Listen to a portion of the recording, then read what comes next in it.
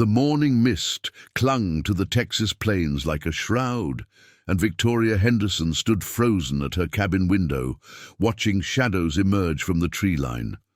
Dozens of them, silent as death itself. The Comanche warriors had come, just as she'd feared they would. But what terrified her most wasn't their presence. It was the memory of what she'd done 3 days ago.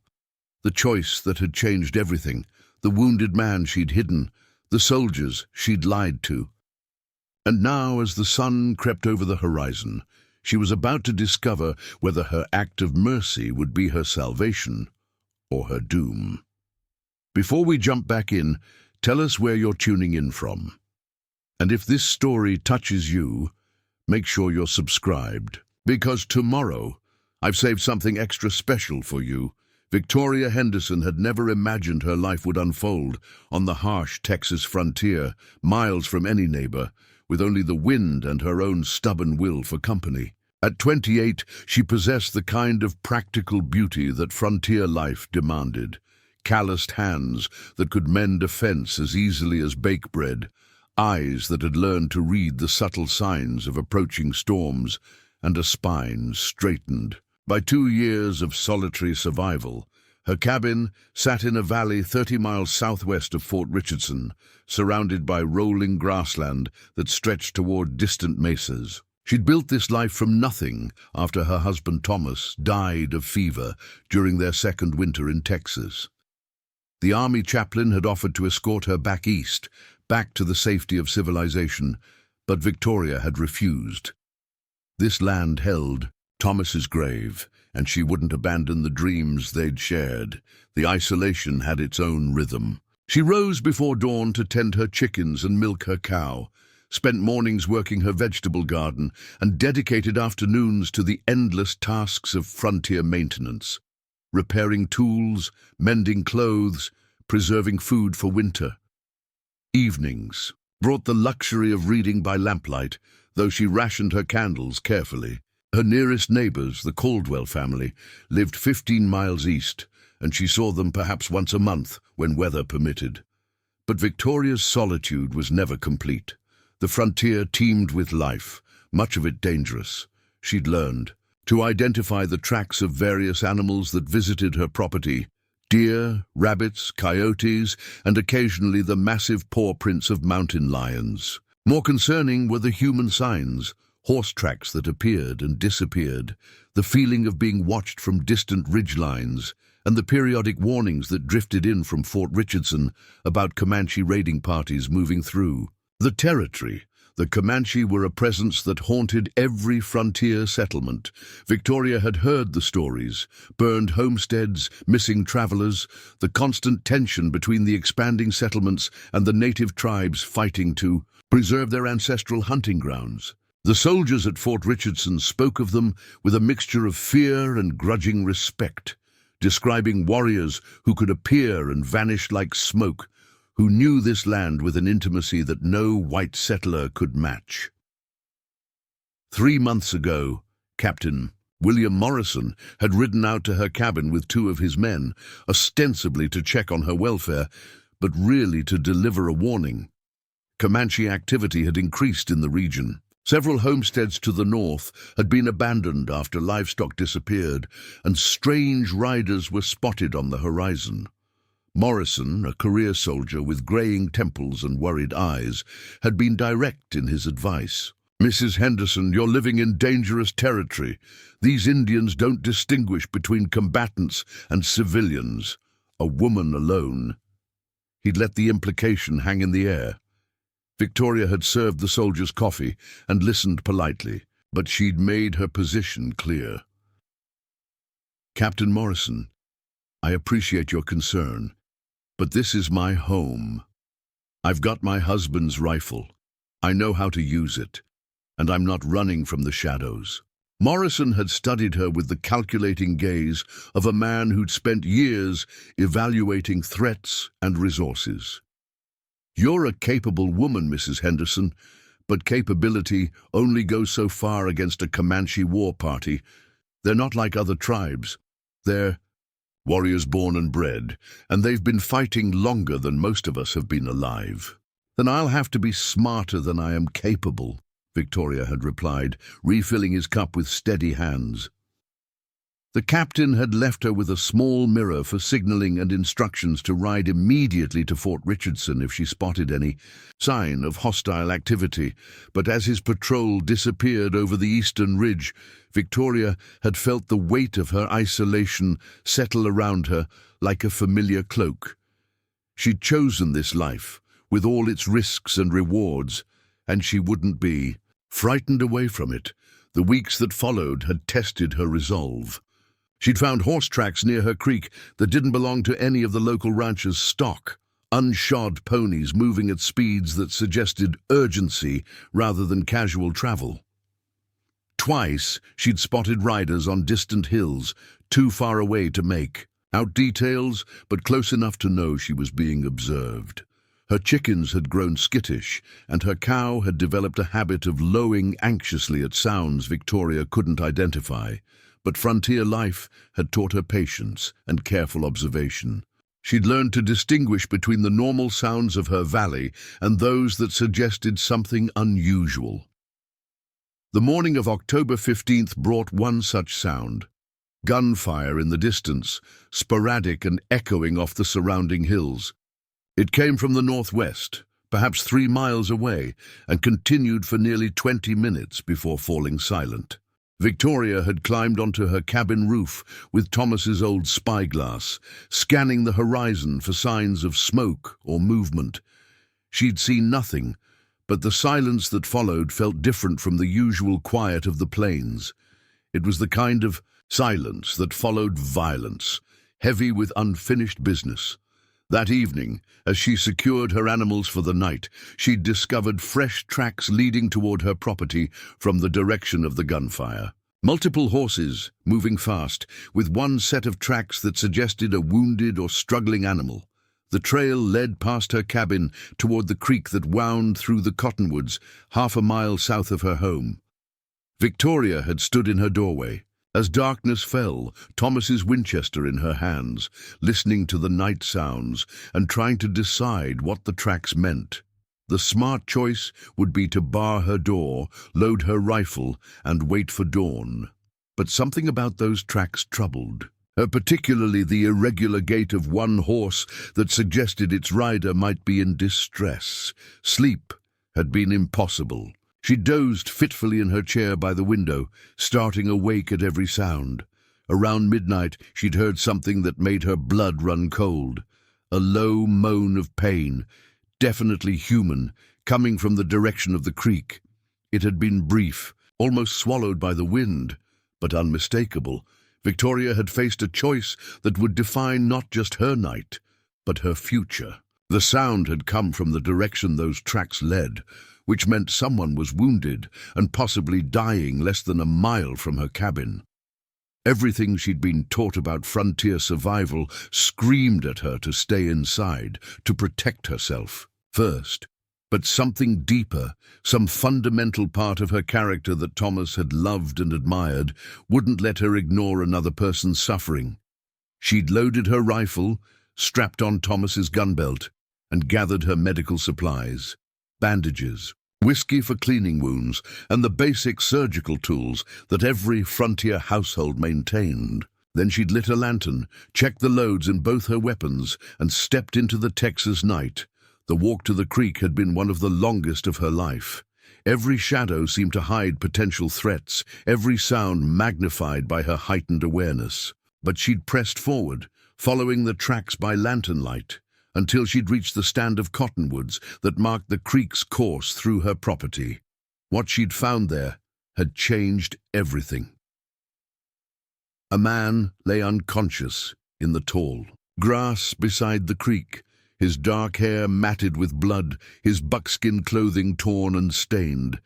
He was clearly Native American, probably Comanche based on his dress and the distinctive style of his moccasins. A bullet wound in his shoulder had bled extensively, and a deeper gash across his ribs suggested he'd been grazed by another shot. His horse, a magnificent paint stallion, stood nearby with reins dragging, favoring its left front leg. Victoria had knelt beside the wounded man, her lantern casting flickering shadows across his unconscious face. He was younger than she'd expected, perhaps in his mid-20s, with the lean build of someone who'd spent his life on horseback. His breathing was shallow but steady, and when she'd checked his pulse, it had been strong despite his blood loss. The practical part of her mind had catalogued the situation with grim efficiency. This was almost certainly one of the Comanche warriors Captain Morrison had warned her about. The gunfire she'd heard earlier had probably been a skirmish with army patrols or civilian militias. By all logic, she should have turned around and reported his location to the authorities at Fort Richardson. But as she'd looked down at his pale, unconscious face, Victoria had seen only a wounded human being who would die without help. The choice, when it came, had been surprisingly easy. She'd spent the next 2 hours moving him. First, she'd cleaned and bandaged his wounds as best she could by lantern light, using strips torn from her own petticoat when her medical supplies ran short. Then came the challenge of getting him to her cabin. He was unconscious but heavy, and she'd been forced to fashion a travois from cottonwood branches and rope, dragging him across the grassland 1 painful yard at a time. By the time she'd gotten him inside her cabin and onto her spare bed, dawn had been approaching. His horse had followed them, limping but mobile, and she'd hidden it in her small barn with her own animals.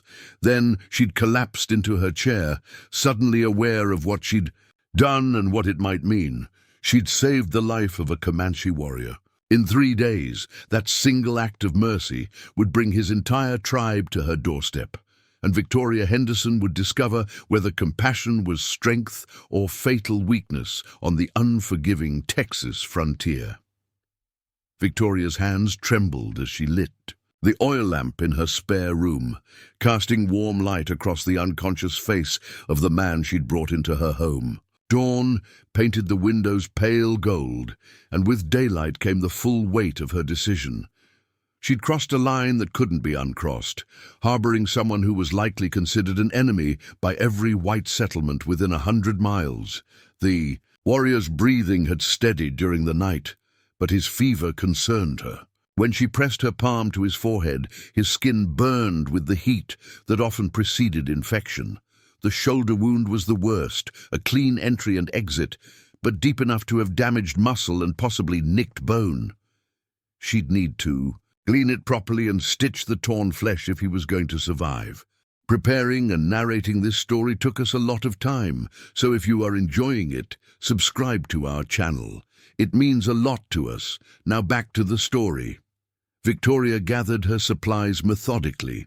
Hot water from the kettle, clean cloth torn, into strips, her sewing kit with the finest needle and a bottle of whiskey Thomas had saved for special occasions. She'd assisted the doctor in town enough times to know basic wound care, though she'd never worked on injuries this severe without professional guidance. The warrior stirred when she began cleaning the shoulder wound, his dark eyes fluttering, open with a gasp of pain. For a moment, they stared at each other across a chasm of language, culture, and mutual wariness. His gaze took in her face, the cabin around them, and his own bandaged condition with the quick assessment of someone. Accustomed to danger, he tried to sit up, grimacing as the movement pulled at his wounds. Victoria pressed a gentle but firm hand against his uninjured shoulder, meeting his eyes with steady calm. "You're safe," she said quietly, knowing he probably didn't understand her words, but hoping her tone might convey meaning. "You're hurt." "I'm trying to help." The warrior studied her face with intense concentration, as if trying to read her intentions in her expression. Slowly, he allowed himself to settle back against the pillow, though his muscles remained tense with readiness to move. When Victoria resumed cleaning his wound, he watched her every movement but didn't resist. Working on him was like tending a wild animal. He tolerated her ministrations but never relaxed his vigilance.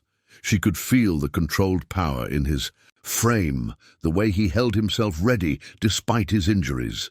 When she had to probe deeper to remove fragments of cloth from the bullet wound, he gripped the bed frame hard enough to make the wood creak, but he never cried out. "You're tougher than most men I've known," Victoria murmured as she worked, finding comfort in speaking even though he couldn't understand.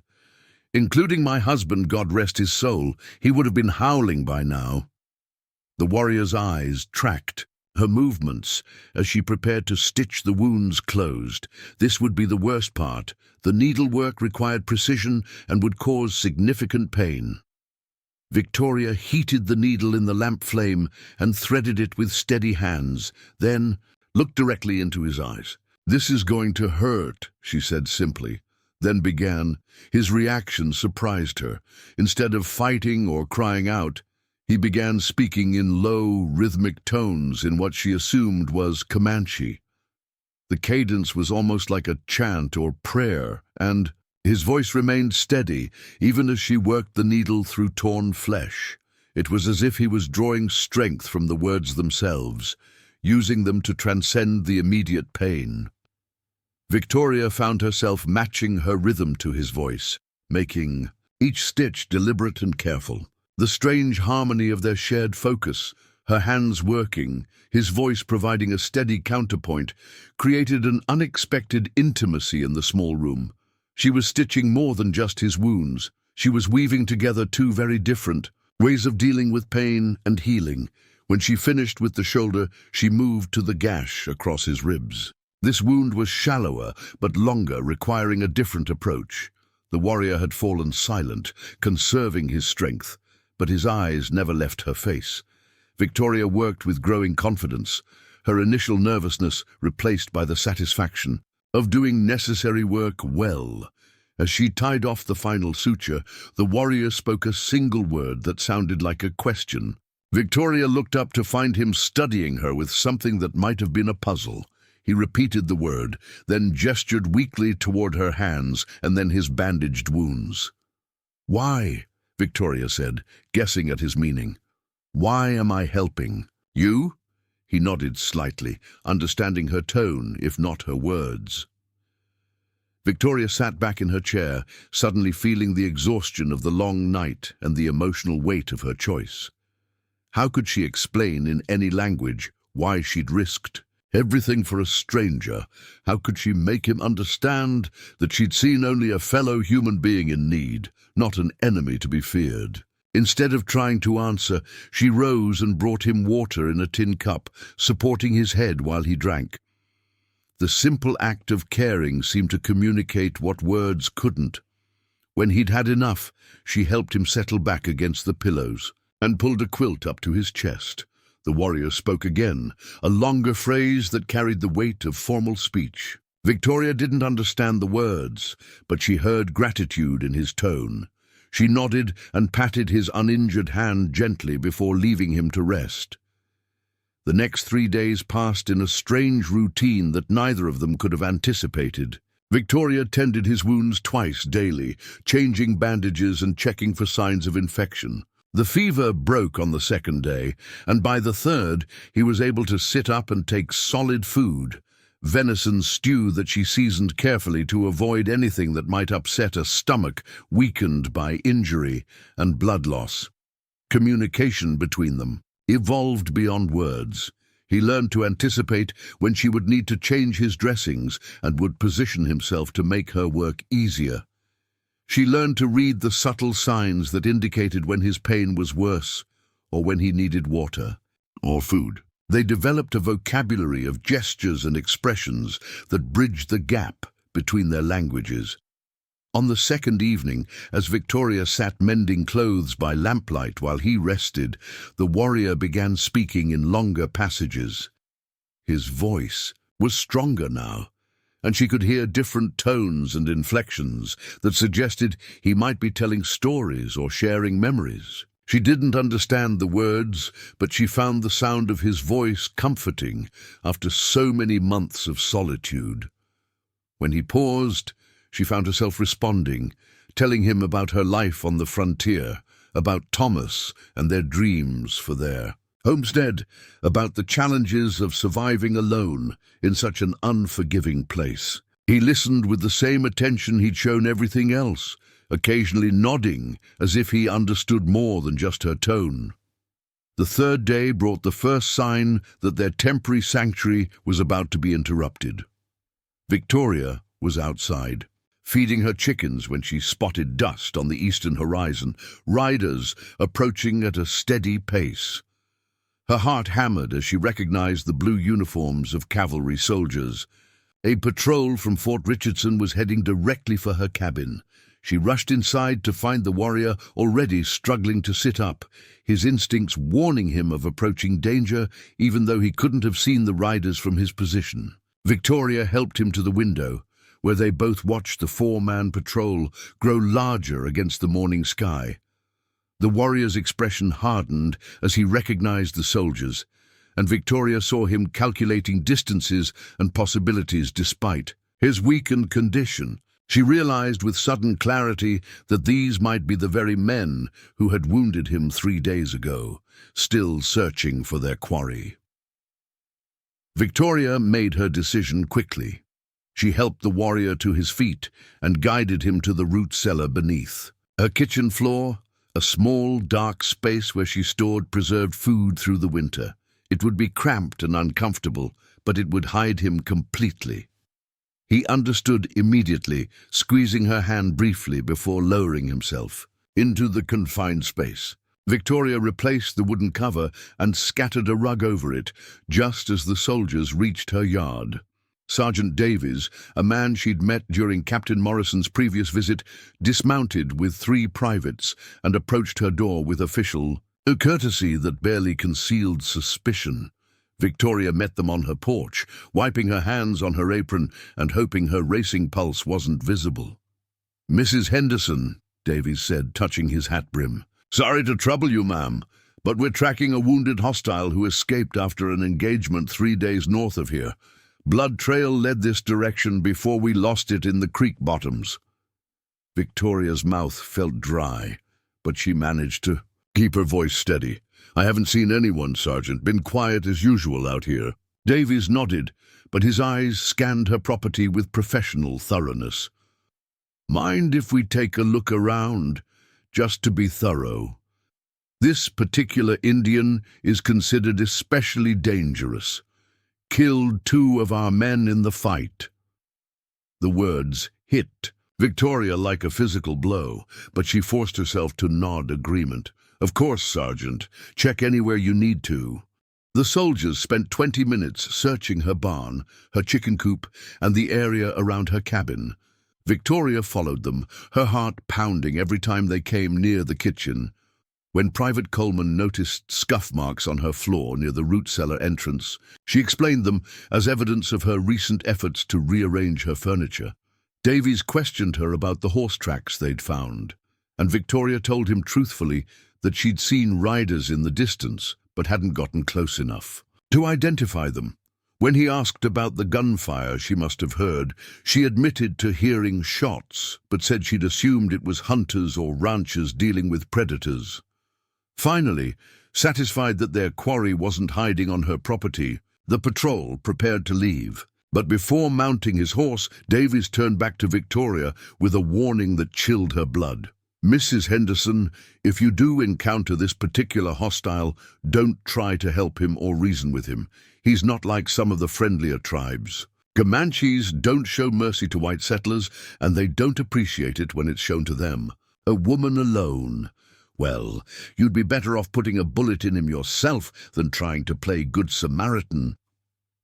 Victoria nodded solemnly, hoping her expression conveyed appropriate gratitude for his concern rather than the horror she felt at his words. She watched the patrol disappear over the eastern ridge before hurrying back inside to release her hidden guest. The warrior emerged from the root cellar pale and shaken, the confined space and the proximity of the soldiers having taken a toll on his recovering strength. But when Victoria helped him back to bed, she saw something new in his eyes, a deeper understanding of the risk she'd taken by hiding him. and perhaps a recognition that her mercy extended beyond simple medical care. That evening, as she changed his bandages one final time, the warrior spoke a single English word that shocked her. "Thank," he said carefully, the unfamiliar sounds awkward on his tongue. "Thank you." Victoria looked up from her work to find him watching her with an expression of profound seriousness. She realized he'd been listening more carefully to her words over the past 3 days than she'd understood, picking up fragments of her language just as she'd begun to recognize patterns in his. "You're welcome," she replied softly, then repeated it more slowly so he could hear each syllable. He nodded and attempted the phrase, his pronunciation careful but recognizable. For the first time since she'd found him by the creek, Victoria smiled genuinely. But even as they shared this moment of connection, both of them knew their time together was ending. His wounds were healing well enough for travel, and staying longer would increase the risk for both of them. The question that hung unspoken between them was what would happen when he left. Would he simply disappear back into the vast Texas plains, or would her act of mercy have consequences she couldn't? Yet imagine, that night, as Victoria sat by her window listening to the sounds of the prairie, she couldn't shake the feeling that her choice to save a wounded enemy had set in motion events that would soon reshape her quiet frontier existence in ways she couldn't predict. The fourth morning brought with it a restlessness that filled the cabin like smoke. The warrior, who had taught Victoria to call him by a name that sounded like Ayana, meaning eternal blossom in his language, though she suspected this might not be his true name, sat by the window for long periods, his dark eyes scanning the horizon with an intensity that spoke of internal conflict. His wounds had healed remarkably well. The stitches in his shoulder held firm, and the gash across his ribs had closed into a thin red line. More importantly, his strength had returned enough that he could move without obvious pain, dress himself, and even help Victoria with small tasks around the cabin. But with his recovery came an undeniable truth. He could no longer justify remaining here. Victoria understood this without words being spoken. She'd seen the way he watched the sky, reading weather patterns and wind directions, with the expertise of someone whose life depended on such knowledge. She'd noticed how he tested his range of motion each morning, flexing his shoulder and stretching his torso to gauge his body's readiness for the demands of travel and survival. More telling were the moments when he would suddenly freeze, head tilted, listening to sounds she couldn't distinguish from the normal chorus of prairie life. His instincts were calling him back to his people, and every day he delayed increased some danger she couldn't fully comprehend. On this particular morning, Ayana approached her with a seriousness that made Victoria set down her sewing and give him her complete attention. He'd been practicing English words with growing confidence, and their communication had evolved to include a mixture of his language, her words, and elaborate gestures that sometimes conveyed more meaning than either. "Vocabulary alone must go," he said carefully, each word deliberate. "Today, before..." He struggled for the English phrase, then switched to Comanche, speaking rapidly while gesturing toward the horizon and then back to her. Victoria didn't need a translation to understand his meaning. His absence had been noted. Search parties were likely looking for him, both white and Comanche. The longer he stayed, the greater the risk that violence would find its way to her doorstep from one direction or another. But understanding the necessity didn't make the prospect easier to accept. Over the past 4 days, Ayana's presence had filled a loneliness she hadn't fully acknowledged. Their conversations, conducted in fractured language but rich with genuine curiosity, had reminded her what it was like to share her thoughts with another person. His quiet competence around the cabin had eased burdens she'd grown accustomed to carrying alone. More than that, she'd begun to see past the fearsome reputation of his people to the individual man he was. Ayana possessed a gentle intelligence that showed itself in small ways. The care he took not to disturb her routines, his evident respect for her skills and independence, and the way he'd begun teaching her words in his language as eagerly as he learned hers. "I understand," Victoria said simply, though her throat felt tight with unexpected emotion. Ayana nodded, then moved to gather his few possessions. His buckskin clothing had been cleaned and mended, his weapons, a knife and a small tomahawk, that Victoria had found with him, had been cared for and sharpened. She'd even crafted a simple sling for his injured arm, though he protested it was no longer necessary. But as he prepared to leave, Ayana did something that surprised her. He removed a small leather pouch from around his neck and held it out. To her, the pouch was beautifully crafted, decorated with intricate beadwork in patterns that seemed to tell a story Victoria couldn't read. "For you," he said in English, then continued in Comanche with gestures that suggested the object held special significance. Victoria accepted the gift with hands that trembled slightly. The leather was soft as silk, worn smooth by years of handling, and the weight suggested it contained something solid. When she looked up questioningly, Ayana touched his chest over his heart and then pointed to her, the meaning unmistakable. "Thank you," she whispered, clutching the pouch to her own chest. They walked together to the barn, where his paint stallion had been recovering alongside her animals. The horse nickered softly at Ayana's approach, clearly ready to resume their partnership. Victoria had grown fond of the intelligent animal, admiring its spirit and the obvious bond it shared with its rider. As Ayana saddled his horse with practiced efficiency, Victoria found herself memorizing details she hadn't paid attention to before. The precise way he adjusted the stirrups, the soft words he spoke to calm the stallion, the fluid grace with which he mounted despite his healing wounds. She was storing up these images against the certainty that she would never see him again.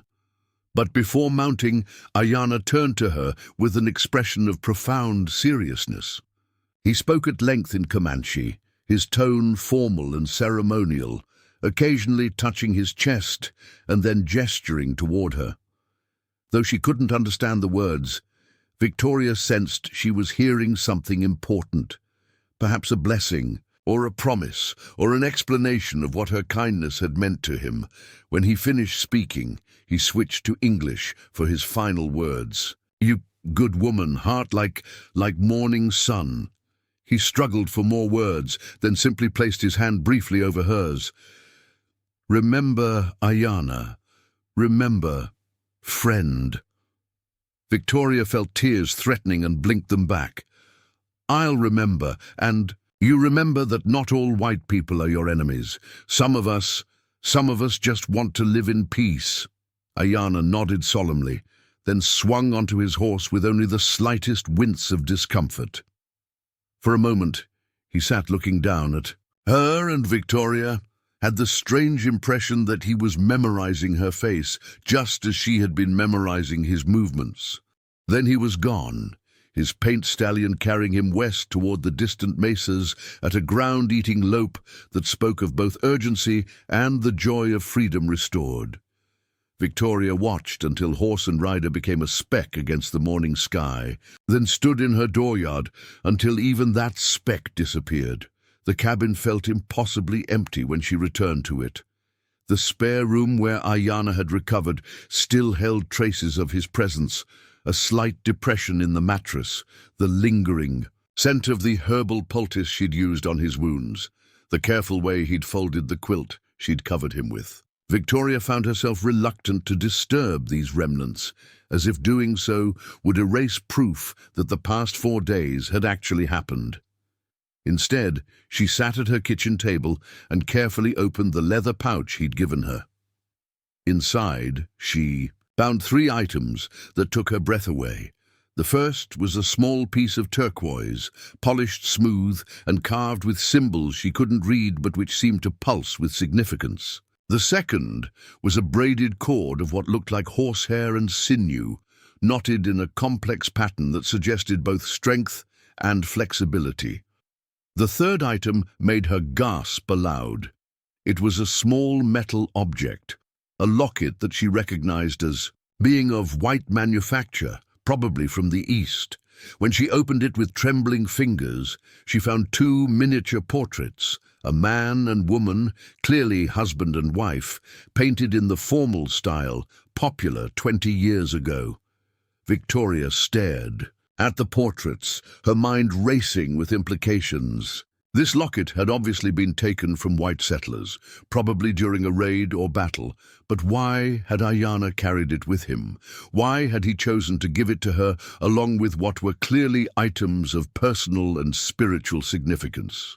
As she studied the painted faces, the man's stern expression, the woman's gentle smile, Victoria began to understand. Perhaps Ayana had taken this locket from people he'd killed in battle, and carrying it had been his way of remembering that his enemies were also human beings, with families and dreams. Perhaps giving it to her was his way of acknowledging that she'd shown him the same humanity he'd been forced to deny in others. Or perhaps the story was even more complex. Perhaps these were portraits of people he'd tried to save, just as she'd saved him. Perhaps the locket represented his own moment of mercy in a world that rarely rewarded such gestures. Victoria closed the locket gently and returned all three items to their pouch. Whatever their specific history, she understood their meaning. Ayana had given her his most precious possessions as a token of gratitude and respect. The gift created a bond between them that transcended the cultural divide that should have made them enemies. The rest of that day passed in a strange haze of ordinary tasks made significant by their solitude. Victoria tended her animals, worked in her garden, and prepared her evening meal, but every activity reminded her of Ayana's brief presence. She found herself looking toward the western horizon repeatedly, wondering how far he'd traveled and whether he'd found his people safely. As evening approached, she noticed her animals growing restless. The chickens gathered near their coop earlier than usual, clucking nervously. Her cow lowed with the particular urgency that suggested she sensed something beyond Victoria's perception. Even her faithful dog, Rex, whined softly and paced between the cabin and the barn. Victoria stepped onto her porch with Thomas's rifle, scanning the twilight landscape for whatever was disturbing her animals. The western sky blazed with the colors of sunset, but the beauty couldn't distract her from a growing sense of unease. Something was different about this evening, something that made her skin prickle with instinctive warning.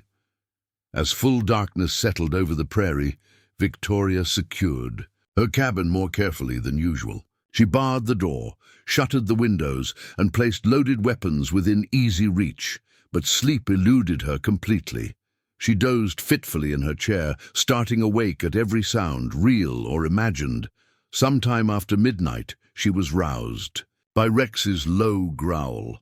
The dog stood rigid by the door, his hackles raised, staring at something beyond the walls. Victoria crept to the shuttered window and peered through a crack, but saw only darkness and the faint glitter of stars. The growling stopped abruptly, replaced by a whine of confusion. Victoria waited, hardly breathing, but the night remained silent. Eventually Rex settled down, though he continued to watch the door with unusual alertness. Dawn came earlier than Victoria expected, arriving with a stillness that felt different from the usual morning quiet. As she prepared to tend her animals, she noticed that Rex refused to leave the cabin, whimpering whenever she tried to coax him outside. Her instincts screamed warnings, but her practical nature demanded that she see to her livestock. Victoria stepped onto her porch with her rifle ready, scanning the landscape with heightened awareness. Everything appeared normal. Her barn stood unchanged. Her fenced garden showed no signs of disturbance, and her animals moved about their usual routines. But something felt wrong, in a way she couldn't define. Then she saw them. At first, she thought, her eyes were playing tricks in the early morning light, but as she focused on the tree line that bordered her property to the west, she realized that what she'd taken for shadows and branches were actually figures, dozens of them, standing motionless among the cottonwoods and scrub oak. Victoria's blood ran cold as she understood what she was seeing. Comanche warriors painted for war, mounted on horses that stood as still as statues. They ringed her property in perfect silence, close enough that she could make out individual faces and weapons, but far enough away that any hostile move would give them time to react. They had come for her just as she'd feared they might. But what terrified her most wasn't their presence. It was their absolute stillness. They weren't attacking or threatening. They were simply there, watching, waiting for something she couldn't comprehend. In the growing light of sunrise, Victoria Henderson stood alone on her porch, surrounded by her husband's grave, her modest dreams, and a circle of Comanche warriors whose intentions remained as mysterious as the vast Texas sky stretching endlessly above them all. Victoria's rifle felt impossibly heavy in her hands as she counted the silent figures surrounding her property. 23 warriors, each one painted with symbols she couldn't interpret, each one armed with weapons that caught the early morning light like deadly promises. They sat their horses with the perfect stillness of predators, watching her with an intensity that made her skin crawl. The logical part of her mind catalogued escape routes and defensive positions, but she knew with crushing certainty that neither flight nor fight offered any real hope. If these warriors had wanted her dead, she would already be dead. Their presence here in this overwhelming force suggested something far more complex than simple vengeance. Minutes passed in absolute silence. Victoria remained frozen on her porch, afraid that any movement might trigger violence, while the warriors maintained their supernatural stillness. The only sounds were the nervous shuffling of her animals in the barn and the rapid beating of her own heart. Then, from the center of the circle, one figure began to move. The warrior who rode. Forward was older than the others, his face marked with scars that spoke of decades of warfare. His horse, a magnificent black stallion, stepped with ceremonial precision across the grassland toward her cabin. As he drew closer, Victoria could see that his war paint was more elaborate than the others, intricate patterns in red and white, that covered not just his face, but his chest and arms as well. When he reached a point perhaps 30 yards from her porch, the warrior stopped and raised his right hand in what Victoria recognized as a gesture of peaceful intent. Then he spoke, his voice carrying clearly across the morning air despite its conversational tone. The words were in Comanche, flowing and musical in a way that contrasted sharply with the tension of the moment. Victoria couldn't understand what he was saying, but she heard formality in his speech patterns, the cadence of someone delivering an important message. When he finished, he waited, clearly expecting some kind of response. Victoria found her voice with difficulty. "I don't understand." "Your language," she called back, her words sounding thin and inadequate in the vast silence. The warrior nodded as if he'd expected this. He spoke again, this time mixing Comanche words with broken English that she could partially comprehend. The phrase "medicine woman" came through clearly, as did brother, and something that sounded like debt of honor. Slowly, carefully, Victoria lowered her rifle until it pointed at the ground rather than in the general direction of the warriors. The gesture felt like stepping off a cliff, but instinct told her that showing trust might be her only path through this encounter alive. The lead warrior responded by dismounting from his horse, an action that seemed to ripple through the circle of watching men. Victoria heard the soft sounds of other warriors shifting in their saddles, weapons being adjusted, horses breathing in the cool morning air. But none of them moved to follow their leader's example. On foot, the warrior approached her porch with measured steps. Victoria could see him more clearly now. A man perhaps 50 years old, his body bearing the lean strength of someone who'd spent his life in the saddle and in battle. His eyes, when they met hers, held an intelligence that was both calculating and oddly respectful. When he reached the bottom of her porch steps, he stopped and spoke again, this time more slowly and with obvious effort to use English words she might recognize. "You help, young warrior? Ayana? He my son." The words hit Victoria like a physical blow. Ayana's father, the man she'd hidden and healed, was the son of what appeared to be a war chief, and now that chief stood before her with 24 warriors at his back. The implications crashed through her mind in rapid succession. The search parties that must have been looking for Ayana, the risk his father had taken in bringing so many men this close to white settlements, the political complexity of a chief's son being aided by a white woman. "Yes," Victoria said simply, meeting the chief's gaze directly. "I helped him. He was wounded. I couldn't let him die." The chief studied her face with the same intense attention she'd seen in his son. When he spoke again, his English was clearer, as if her honesty had unlocked greater effort on his part. "He tell me, you save life. You hide from soldiers. You—" He paused, searching for words, then gestured toward his chest and then hers. "You have a good heart." Victoria felt tears threatening and blinked them back. "He's a good man. I couldn't do anything else." The chief nodded slowly, then reached into a leather bag hanging from his belt.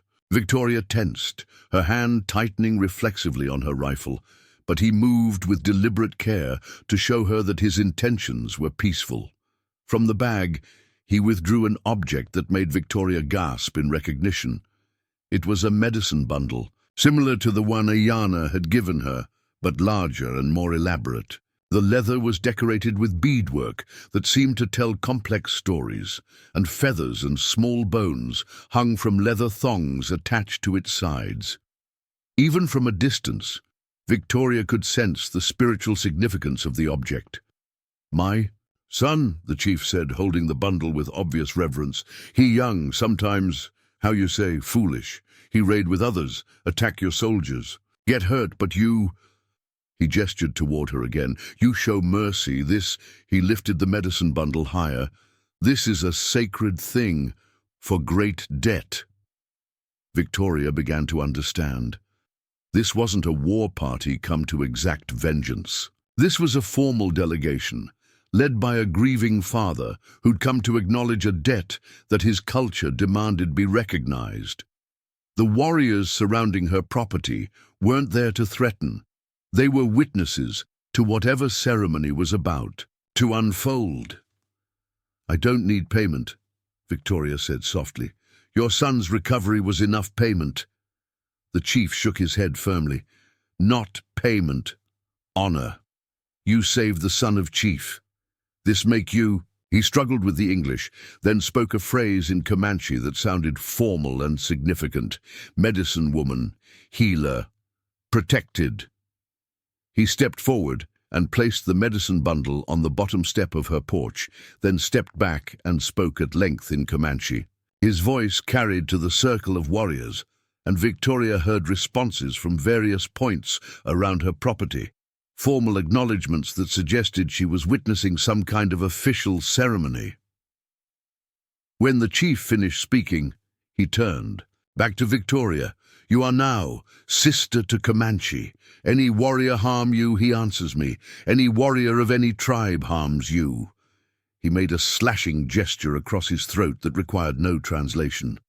Victoria felt overwhelmed by the magnitude of what was happening. In trying to save one man's life, she'd somehow become entangled in tribal politics and honor codes she barely understood. "I'm grateful for your protection," she managed to say. "But I don't want to cause problems between your people and mine." The chief's expression grew solemn. "Already problems, always problems. White men take land, kill buffalo, break promises. We fight to survive, but you—" He pointed at her again. "You're different. You see Comanche as a man, not an enemy. This is a rare thing." He walked back toward his horse, then paused and turned back to her. "My son, he want to come, thank you. I say no. Too dangerous now. Soldiers look for him, want to hang him for killing their men. But he tells you he remember morning sun woman who have heart like Mother Earth." Victoria felt her throat tighten with emotion. "Tell him I remember him too. Tell him I hope he lives a long and peaceful life." The chief nodded, then mounted his horse. With fluid grace, he raised his hand again in that gesture of peace, then spoke a single word that carried across the grassland like a blessing. Immediately, the circle of warriors began to move, not toward Victoria, but away from her, melting back into the landscape with the same supernatural silence they'd maintained throughout the encounter. Within minutes, they were gone, leaving only footprints in the soft earth and the medicine bundle on her porch steps, as proof that the encounter had actually happened. Victoria stood in the sudden quiet, holding her rifle and trying to process what had just occurred. She'd been claimed by the Comanche as a protected person, a medicine woman, someone who existed outside the normal categories of friend and enemy. The implications were staggering. Would this protection be recognized by other tribes? Would it make her safer, or put her in greater danger with white settlers who might see her as a traitor? Victoria picked up the medicine bundle with trembling hands. It was heavier than she'd expected, and she could feel objects shifting inside. The leather wrapping, herbs, stones, perhaps small carved figures. The beadwork was even more intricate up close, depicting scenes of healing and protection that spoke to her despite their foreign symbolism. As she carried the bundle inside her cabin, Victoria realized that her life had changed in ways she couldn't yet fully comprehend. She was no longer just a frontier widow trying to survive alone. She'd become a bridge between two worlds, a living symbol of the possibility that enemies could choose mercy over violence. But with that honor came responsibility and risk. The protection of a Comanche chief might save her from some dangers, but it would certainly create others. There would be white settlers who would see her as an Indian sympathizer, soldiers who might question her loyalty, and other tribes who might test the limits of her protected status. More immediately, there was the question of what to do with her new knowledge and position. Should she try to use her influence to prevent future violence? Should she attempt to mediate between the army and local tribes? Or should she simply try to live quietly and hope that the protection she'd been given would be enough to keep her safe? Victoria set the medicine bundle on her kitchen table and stared at it for a long time. Outside, her animals had settled back into their normal routines, and the prairie had resumed its usual morning chorus of birds and insects. But she knew that nothing would ever be quite the same. She thought about Ayana, somewhere out there with his people, carrying the memory of her kindness, just as she carried the memory of his dignified strength.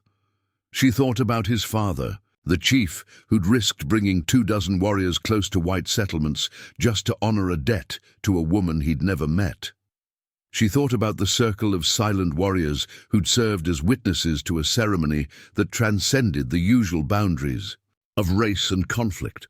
Most of all, she thought about the choice she'd made that night by the creek, the simple human decision to help someone who was suffering, regardless of who he was or where he came from. That choice had rippled outward in ways she never could have anticipated, creating connections and obligations that would shape her future in this harsh land. Victoria Henderson had started as a widow trying to survive alone on the Texas frontier.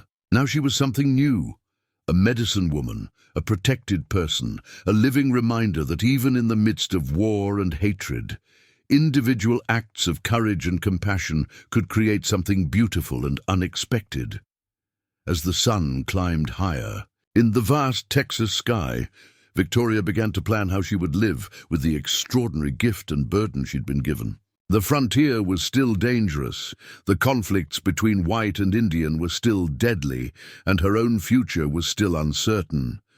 But for the first time since Thomas's death, She felt like she was part of something larger than her own survival, part of a story that might, just possibly, point toward a better way of living in this beautiful and unforgiving land. 3 weeks after the ceremony that had transformed her into a Comanche medicine woman, Victoria's life settled into a rhythm that felt both familiar and completely foreign. The daily tasks remained the same: tending animals, maintaining her garden, preserving food for winter.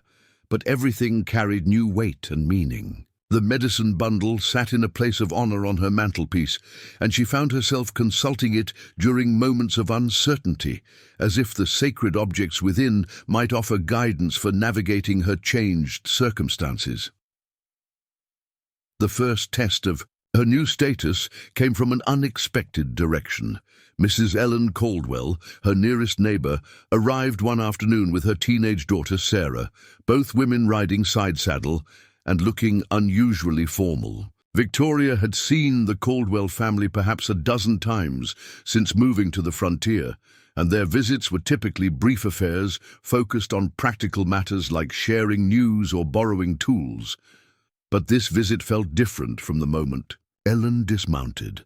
The older woman's expression carried a mixture of curiosity, suspicion, and barely concealed fear that made Victoria's stomach tighten with apprehension. "Victoria," Ellen said, accepting the offered cup of coffee but holding it without drinking. "We've been hearing some unusual stories about you lately." Victoria kept her expression neutral, though her heart began to race. "What kind of stories, Ellen?" "Stories about Indians," Sarah blurted out, earning a sharp look from her mother. The girl was perhaps 16, with the kind of sheltered innocence. That frontier life hadn't yet worn away. "They're saying you've been consorting with Comanche warriors." Ellen's voice carried the weight of judgment when she continued. "Tom Richardson was in town last week. He mentioned seeing unusual tracks around your property, and there's talk that you might be sympathetic to the Indian cause." The accusation hung in the air between them like smoke. Victoria understood immediately that this was more than idle gossip.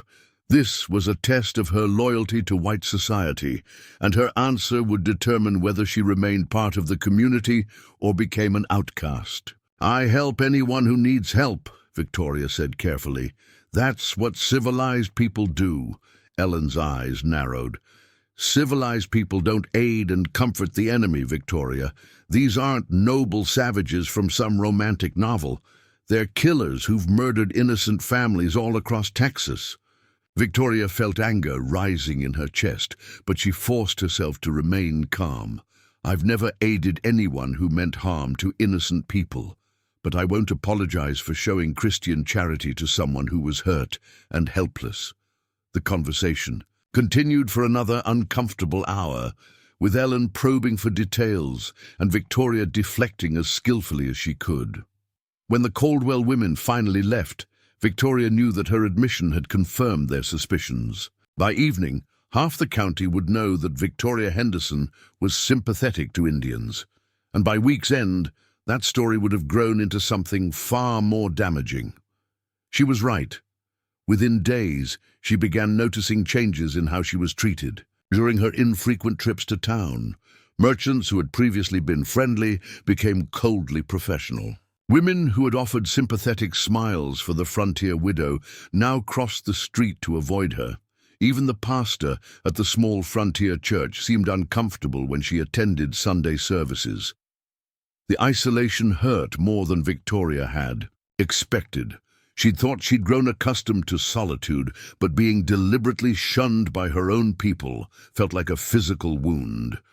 For the first time since making her choice to help Ayana, she wondered if the cost might be too high.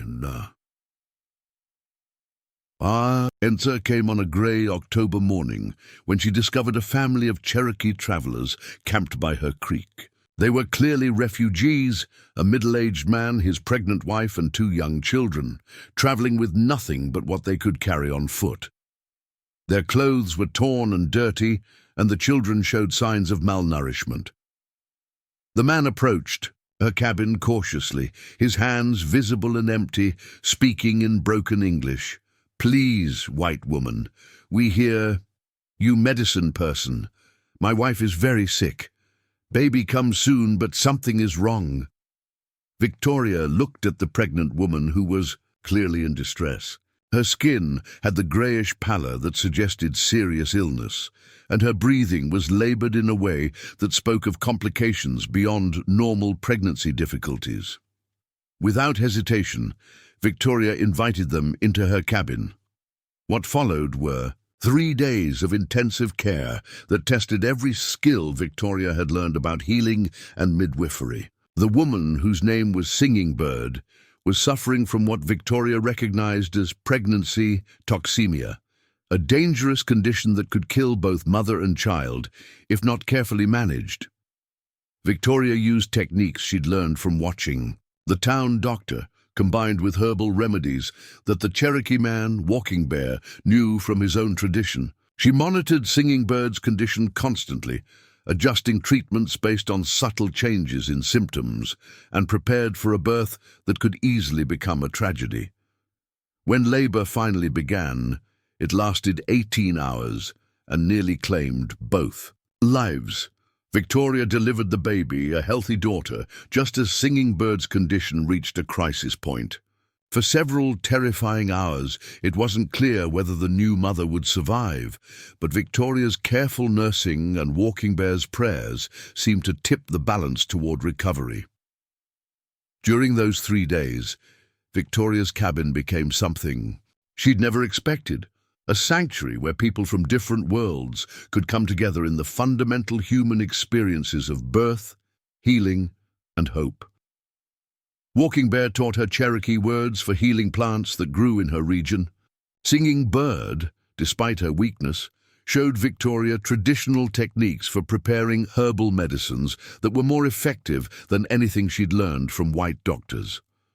Most importantly, the Cherokee family treated Victoria with a respect and gratitude that she hadn't experienced since the morning Ayana's father had honored her as a medicine woman. They saw her not as a traitor to her race or a naive do-gooder, but as someone who possessed genuine healing gifts that transcend cultural boundaries. When the family was ready to continue their journey, Walking Bear offered Victoria a gift that moved her to tears. It was a small carved wooden figure of a woman holding a child, a symbol, he explained, of the mother spirit who watches over all people regardless of their tribe or nation. "You are a true medicine woman," he said in his careful English. "Heart sees no color, only need. This is a rare gift, even among my people." After they left, Victoria found herself changed again. The experience had crystallized something that had been growing since her encounter with Ayana. She wasn't just a white woman who had shown kindness to Indians. She was becoming something new, a bridge between worlds, someone who could see beyond the artificial divisions that made neighbors into enemies. This transformation accelerated when word of her healing work began to spread through underground networks that connected various Indian tribes in the region.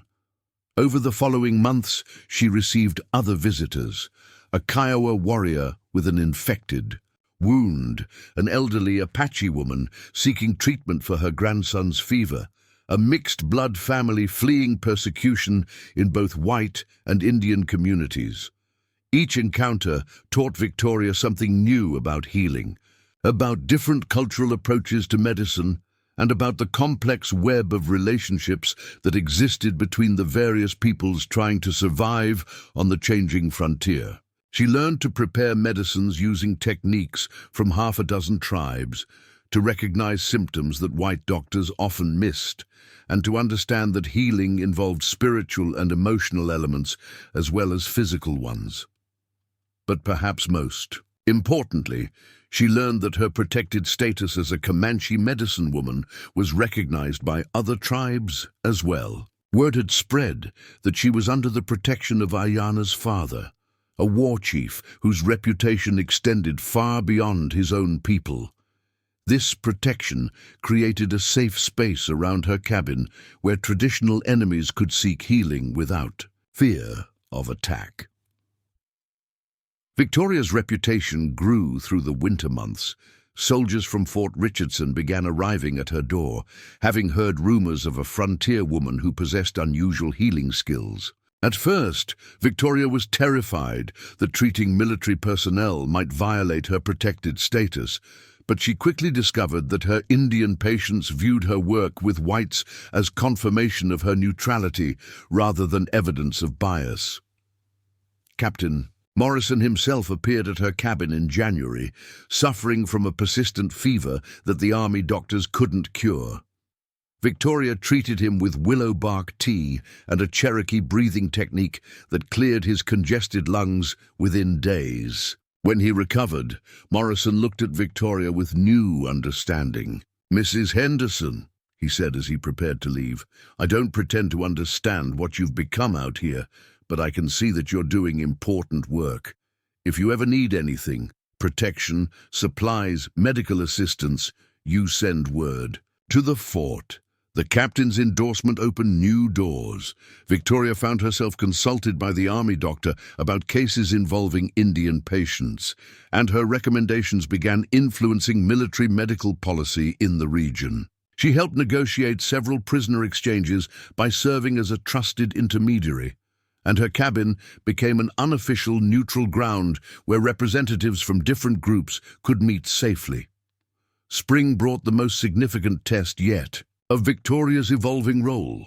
A smallpox outbreak struck a Comanche encampment 50 miles north of her cabin, and desperate messengers arrived begging for her help. Victoria knew that entering an active smallpox camp would be extraordinarily dangerous, but she also knew that her medical knowledge might save dozens of lives. She loaded her wagon with every medical supply she could gather and set out for the Comanche camp, escorted by warriors who treated her with the reverence reserved for sacred persons. What she found there was heartbreaking. Families decimated by the disease, children orphaned, elders dying in agony from an illness their traditional medicines couldn't combat. Victoria worked for 2 weeks in the camp, using her knowledge of quarantine procedures and treatment techniques to slow the spread of the disease. She taught the Comanche healers how to prepare supportive treatments and how to recognize the signs that indicated whether a patient might survive.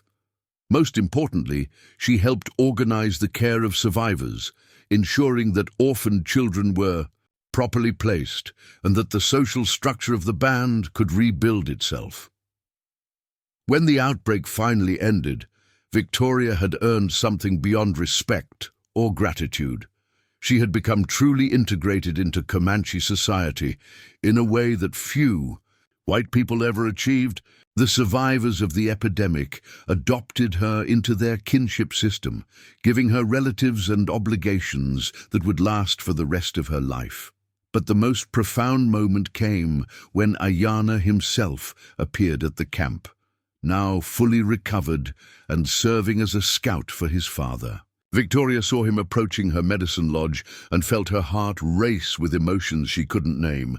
Joy at seeing him healthy, pride at how he'd grown in confidence and authority, and a deep satisfaction at knowing her choice to save his. Life had been vindicated. They spoke for hours that evening, sitting by a fire and sharing stories of what had happened in their lives since their last meeting. Ayana's English had improved dramatically, and Victoria had learned enough Comanche to carry on simple conversations. But more than language skills, both of them had grown into roles they couldn't have imagined when she first found him wounded by her creek. "You saved more than my life," Ayana told her as the fire burned low. "You saved my people's faith that some white people can be trusted. Because of you, we have hope that someday we might find peace instead of endless war." Victoria looked around. The camp, at the survivors of the epidemic who were rebuilding their lives, at the children playing games that mixed traditional Comanche elements with innovations they'd learned from her, at the complex community that had emerged from tragedy. through the simple application of human compassion. "We all saved each other," she replied. "That's what people do when they remember that we're all human beings first and everything else second." As Victoria prepared to return to her cabin the next morning, she realized that her transformation was complete. She was no longer a white woman living on the frontier, nor was she trying to become Indian. She had become something new, a medicine woman in the truest sense, someone who could heal not just physical ailments, but the deeper wounds that divided communities and cultures. The frontier was still dangerous, the conflicts were still real, and the future was still uncertain. But Victoria Henderson had found her purpose in this harsh land, and that purpose would continue to grow and evolve for as long as she remained true to the simple principle that had guided her from the beginning. When you find someone who needs help, you help them, regardless of who they are or where they come from. The sunrise that had once revealed a circle of silent warriors around her cabin now illuminated a different kind of circle, a community of healing that transcended the boundaries others thought were absolute, proving that even in the midst of war and hatred, individual choices could create islands of hope and peace. 5 years after that fateful morning when Victoria first discovered Ayana bleeding by her creek, the Texas frontier had begun to change in ways that no one could have predicted. The endless cycle of raid and retaliation that had defined relations between white settlers and native tribes was slowly giving way to something more complex. Not peace exactly, but a grudging recognition that survival might require cooperation rather than conquest. At the center of these changes stood Victoria Henderson, though she would have been the first to deny such significance. Now, 35, she had grown into her role as a medicine woman with a quiet authority that commanded respect from all who encountered her. Her cabin had been expanded twice to accommodate the steady stream of patients who sought her care, and the surrounding land had been transformed into something resembling a small settlement. The most visible sign of this transformation was the collection of structures that had grown up around her original homestead. To the north stood a larger building that served as her primary medical facility, equipped with herbs and medicines from dozens of different traditions. To the south, a series of smaller cabins housed patients who needed extended care or families who had come to seek healing and decided to stay. And scattered throughout the area were gardens that grew medicinal plants from across the continent, tended by people from various tribes who had become part of Victoria's extended community. But the most remarkable aspect of this settlement was the diversity of its inhabitants. Cherokee families who had fled persecution in the east lived alongside Mexican vaqueros seeking work on expanding ranches. Former slaves who had escaped bondage found refuge here while determining their next steps toward freedom. White settlers who had been cast out from their communities for various reasons discovered acceptance among people who understood what it meant to exist outside normal social boundaries. Victoria had never intended to create such a place. Each addition to her community had emerged organically from specific needs and circumstances. A Cherokee woman named Silver Moon had stayed to help during a difficult winter and never left, becoming Victoria's primary assistant and teaching her advanced herbal medicine techniques. A mixed-blood man called Thomas Rivers had arrived seeking treatment for war wounds and remained to serve as interpreter and mediator for various tribal groups. Perhaps most significantly, an elderly Apache medicine man named Desert Wind had appeared one spring morning and announced that he'd been instructed by visions to share his knowledge with the white medicine woman. His presence had legitimized Victoria's work in ways that her own efforts never could have achieved, and his teachings had elevated her healing skills to levels that bordered on the miraculous. The community that emerged around these core individuals operated by principles that seemed radical in the context of 1870s Texas. Color, tribal affiliation, and previous allegiances mattered less than willingness to contribute to the common good. Decisions were made by consensus rather than hierarchy, and conflicts were resolved through discussion and mediation rather than force. This approach attracted attention from far beyond the immediate region. Journalists from Eastern newspapers began making pilgrimages to document what they called the experiment in frontier democracy. Military officers studied Victoria's methods for maintaining peace among traditionally hostile groups. Even scholars from universities back east arrived to observe and interview the various members of her community.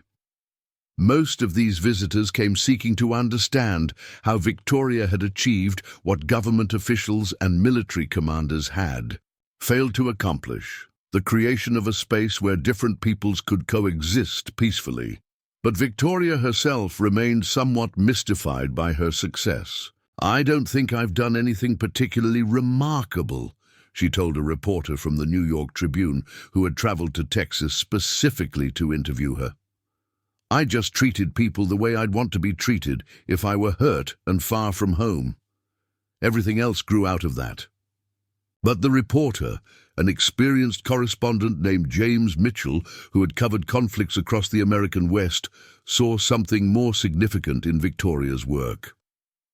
"Mrs. Henderson, what you've created here challenges fundamental assumptions about human nature that have justified decades of warfare.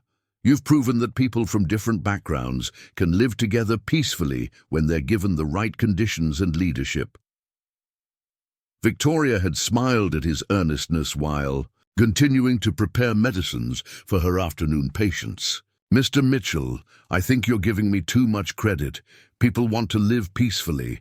They just need someone to show them it's possible." The conversation had been interrupted by the arrival of Ayana, now a respected war leader who served as liaison between his father's band and the various white authorities in the region. His visits to Victoria's settlement had become regular occurrences, part diplomacy and part personal connection to the woman who had saved his life, and in doing so, changed the course of his people's relationship with the white world. Ayana's transformation over the past 5 years had been as dramatic as Victoria's own. The wounded young warrior she had nursed back to health had grown into a thoughtful leader who advocated for peaceful coexistence whenever possible while maintaining his people's dignity and autonomy. His ability to move between worlds, white and Comanche, traditional and modern, made him an invaluable mediator in an era of rapid change. "The newspaper man wants to understand how we live in peace," Victoria had told Ayana in the mixture of English and Comanche that had become their private language. "I told him it's not complicated." Ayana had studied the reporter with the careful attention he gave to all outsiders before responding. "For us, it is not complicated. We remember that you saved my life when you had every reason to let me die. This memory changes how we see all white people, but for others," he had gestured toward the broader world beyond Victoria's settlement, "for others, fear is stronger than memory." The truth of Ayana's observation became clear as tensions in the broader region began to escalate despite the success of Victoria's community. Railroad companies were pushing deeper into traditional Indian territories, bringing with them thousands of new settlers who had no knowledge of or respect for the delicate accommodations that had been reached between earlier arrivals and native tribes. The discovery of silver deposits in the nearby hills had attracted miners whose presence disrupted traditional hunting grounds and sacred sites. Most troubling of all, a new generation of military leaders had assumed command positions. At regional forts, men who viewed the relative peace of recent years not as an achievement to be preserved, but as a temporary lull in an inevitable conflict that could only end with complete Indian subjugation. Colonel Marcus Webb, the new commander at Fort Richardson, exemplified this attitude. Unlike Captain Morrison, who had learned to value Victoria's mediating influence, Webb saw her community as a dangerous anomaly that undermined proper racial hierarchies and military authority. During his first official visit to her settlement, Webb had made his position clear. "Mrs. Henderson, I respect your charitable impulses, but this experiment of yours creates unrealistic expectations among the Indian population. They begin to think they can negotiate as equals with white civilization when history demonstrates that such negotiations inevitably fail." Victoria had received him in her medical facility, surrounded by the tools and medicines that represented decades of accumulated knowledge from dozens of different traditions. Colonel Webb, history demonstrates that treating people as enemies creates enemies. Treating them as human beings creates the possibility of something better. Webb had surveyed the diverse group of patients waiting for Victoria's attention. Comanche children receiving vaccinations alongside white settlers' families, a Cherokee elder consulting with Desert Wind about spiritual healing practices, former slave learning to read under the tutelage of a Mexican schoolteacher who had joined the community. What I see here, Mrs. Henderson, is a disruption of natural order that cannot be sustained indefinitely.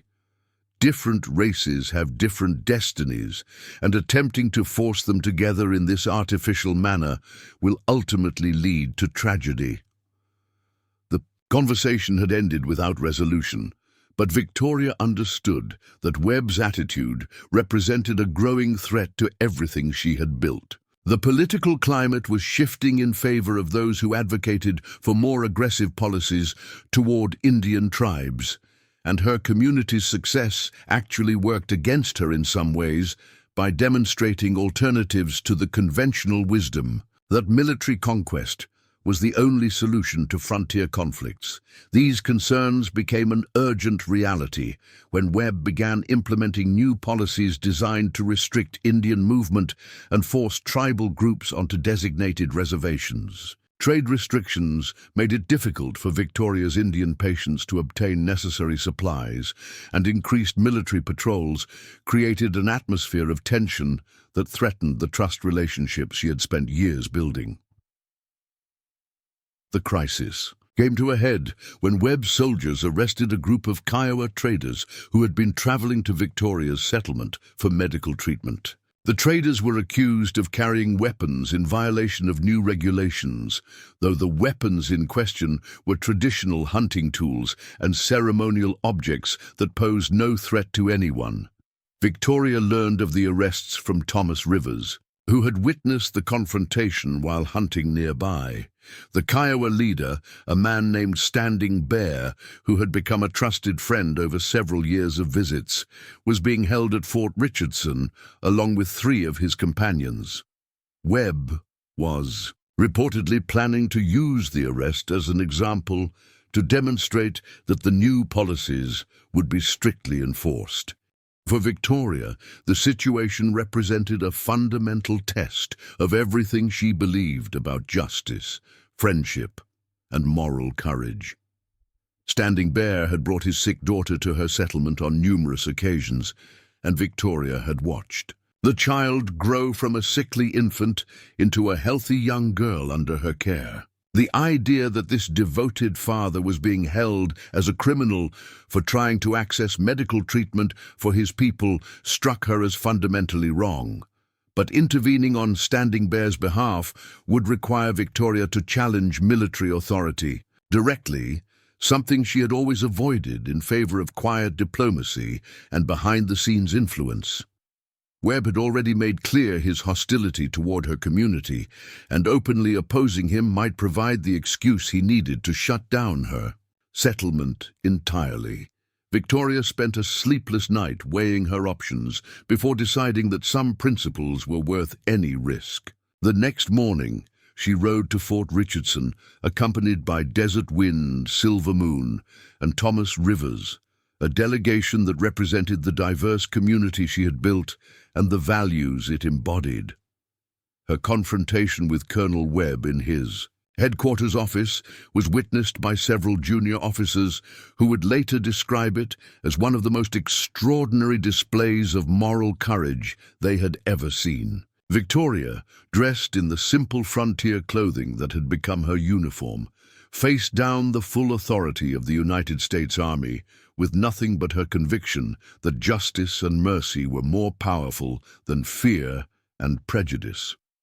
"Colonel Webb," she had said, her voice steady despite the magnitude of what she was attempting, "Standing Bear and his companions are not criminals. They are healers and fathers seeking medical care for their families.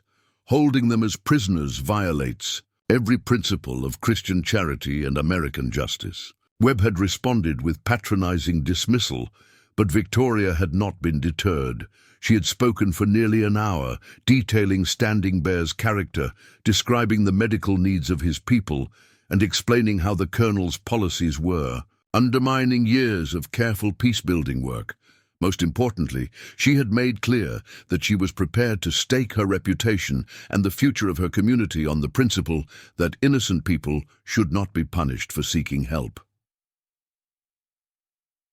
The outcome of that confrontation would determine not only Standing Bear's fate, but the future of everything Victoria had worked to build.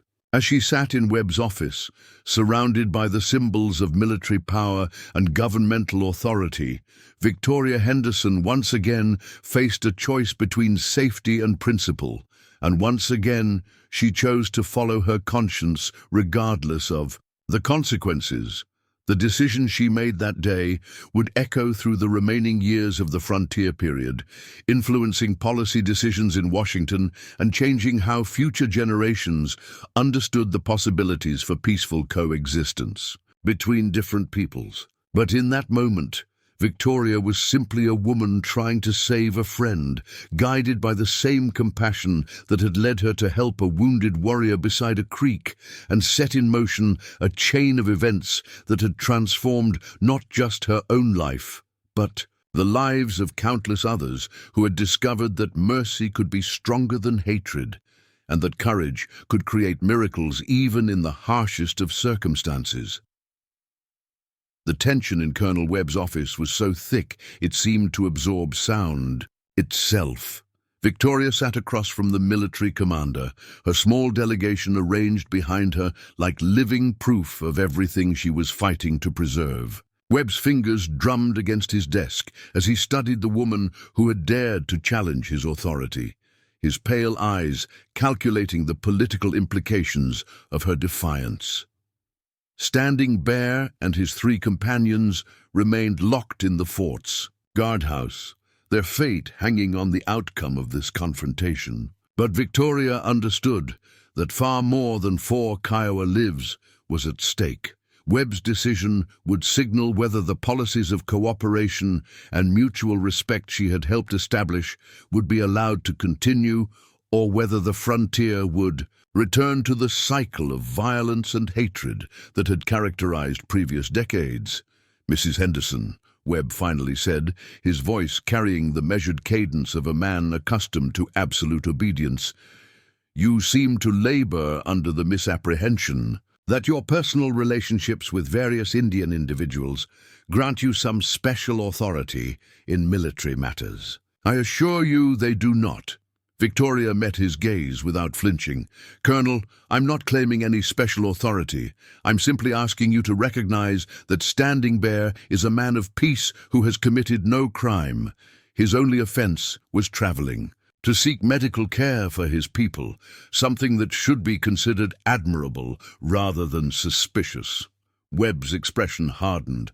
"The offense, madam, was violating clearly posted regulations regarding Indian movement in this territory. The law makes no exceptions for good intentions or personal friendships." Behind Victoria, Desert Wind stirred slightly, and she sensed rather than saw his hand move to the medicine bundle he always carried. The old Apache medicine man rarely spoke during such encounters, but his presence carried spiritual weight that even skeptical military officers couldn't entirely dismiss. "Colonel Webb," Desert Wind said in careful English, his weathered voice carrying the authority of 7 decades of survival on the frontier. In my long life, I have seen what happens when law becomes more important than justice. When rules matter more than lives, such times bring only sorrow to all people, white and Indian alike. Webb's jaw tightened at being challenged by an Indian, but before he could respond, the office door opened to admit Captain Morrison. Victoria felt a surge of hope at seeing the older officer who had learned to value her work through years of cooperation. "Colonel," Morrison said after a crisp salute, "I apologize for the interruption, but there's been a development regarding the Kiowa prisoners that requires your immediate attention." Webb's eyebrows rose. "What kind of development, Captain?" Morrison glanced at Victoria and her companions before responding. "Sir, we've received word that a delegation of tribal leaders is en route to the fort, chiefs representing the Comanche, Apache, and Cherokee bands that have maintained peaceful relations with us for the past 5 years. They're demanding the release of Standing Bear and his companions." The color drained from Webb's face as he absorbed the implications. "How many warriors are we talking about, Captain?" "Approximately 200, sir. They're flying peace flags and have requested a formal council meeting, but—" Morrison paused meaningfully. "Sir, these are not ragtag bands of raiders. These are the same groups that have honored treaty obligations and maintained peace in this region for years.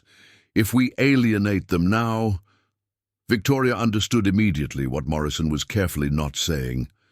The tribal leaders gathering outside. Fort Richardson represented the most successful Indian-white cooperation in Texas history. Webb's arrest of Standing Bear had been interpreted as a declaration that such cooperation was no longer valued by the Army, and the response was a show of unity that demonstrated how much influence Victoria's community had actually achieved. Webb stood abruptly and moved to the window, staring out at the compound where soldiers were already making defensive preparations. "Mrs. Henderson, it appears your friends have decided to make this a larger issue than it needed to be." "They're not my friends, Colonel. They're people who believe in justice," Victoria replied. "Standing Bear is respected among all the tribes because he's worked for peace. Arresting him sends the message that working for peace is a crime." The next several hours passed in a whirlwind of activity that would later be remembered as one of the most crucial diplomatic crises in Texas frontier history. Victoria found herself serving as an unofficial mediator between the military command and the tribal delegation, translating not just languages, but entirely different world views and approaches to conflict resolution. The tribal leaders who had gathered outside Fort Richardson represented a who's who of frontier Indian leadership. Ayana's father, Chief Iron Wolf, led the Comanche delegation with the quiet authority that had made him one of the most respected war leaders on the plains. Chief Cloudwalker represented the Cherokee families who had found refuge in Victoria's community, while the Apache were led by Desert Wind's nephew, a young but influential leader named Firehorse. The formal council meeting took place in the fort's parade ground, with Victoria serving as primary translator and mediator. The sight was unprecedented in Texas military history, uniformed officers sitting across from painted warriors in a circle that suggested equality rather than the usual dynamics of surrender or negotiation from weakness. Chief Iron Wolf spoke first, his words carrying the weight of formal diplomacy. "We come not as enemies, but as allies who have honored our agreements with the white soldiers. We ask why these agreements no longer protect our people when they seek healing for their children." Webb's response was stiff and legalistic, citing regulations and military necessity in language that barely concealed his belief that Indians should be grateful for any tolerance shown to them. But his words were received in cold silence by leaders who had expected better treatment after years of peaceful cooperation. The crisis might have escalated into violence if not for an unexpected intervention. Chief Cloudwalker rose to speak, but instead of addressing Webb, he turned to Victoria with words that stunned everyone present. "Medicine woman," he said in English that carried across the assembled crowd, "you once told me that healing means bringing together what has been torn apart. Today, we see that some tears cannot be healed with medicine alone. Sometimes healing requires courage to speak truth to those who hold power." Victoria felt the weight of every gaze in the circle settling on her. She understood that Cloudwalker was asking her to do more than translate. He was asking her to choose sides publicly, to abandon her carefully maintained neutrality and take a stand that would define her future role on the frontier. Rising slowly, Victoria looked around the circle of faces that represented the two worlds she had tried to bridge. "Chief Cloudwalker speaks truth," she said, her voice carrying to every corner of the assembly. "Healing does require courage, but it also requires recognizing that we are all part of the same human family, regardless of the color of our skin or the language we speak." She turned to face Webb directly, abandoning diplomatic caution for moral clarity. "Colonel Standing Bear is my patient. I have treated his daughter since she was an infant. I have seen him risk his own life to help wounded strangers. I have watched him teach his children to show respect for all people, white and Indian alike. If such a man is considered a criminal under your regulations, then your regulations are wrong." The silence that followed Victoria's words was absolute. Even the wind seemed to hold its breath as the assembled crowd absorbed the magnitude of what had just happened. A white woman had publicly challenged military authority in defense of Indian rights, staking her reputation and safety on a principle that transcended racial boundaries. Webb's face had gone white with fury, but before he could respond, Captain Morrison stepped forward with a document in his hand. "Colonel, we've just received new orders from Territorial Command. Standing Bear and his companions are to be released immediately and escorted safely back to their people." The anticlimactic end to the crisis left everyone momentarily speechless. Webb snatched the orders from Morrison's hand and read them with growing disbelief, while the tribal leaders exchanged glances that mixed satisfaction with wariness about what such last-minute intervention might mean for future relations. Victoria later learned that the Territorial Command's decision had been influenced by reports from Washington about changing federal policies toward Indian relations. The success of her community had attracted attention at the highest levels of government, and influential politicians had decided that her approach offered a viable alternative to the costly military campaigns that had characterized previous decades. But the immediate effect of the crisis was to cement Victoria's reputation as something unprecedented in frontier history. A white leader who commanded genuine respect from Indian tribes while maintaining enough influence with white authorities to effect real change in policy and practice. The years that followed saw Victoria's community continue to grow and evolve, becoming a model that was studied and replicated across the American West. The medical school she established trained healers who combined traditional Indian knowledge with modern medical techniques, creating a new generation of practitioners who could serve diverse populations effectively. Ayana, now in his 40s, became one of the most successful mediators between white and Indian communities, drawing on the lessons he had learned from his early encounter with Victoria to help establish peaceful relationships across vast regions of the frontier. His children grew up bilingual and bicultural, equally comfortable in teepees and farmhouses, serving as living proof that different worlds could not only coexist, but enhance each other. But perhaps Victoria's greatest achievement was the example she set for future generations. Her story became legend throughout the West, inspiring countless other individuals to choose compassion over fear, cooperation over conflict, and understanding over prejudice.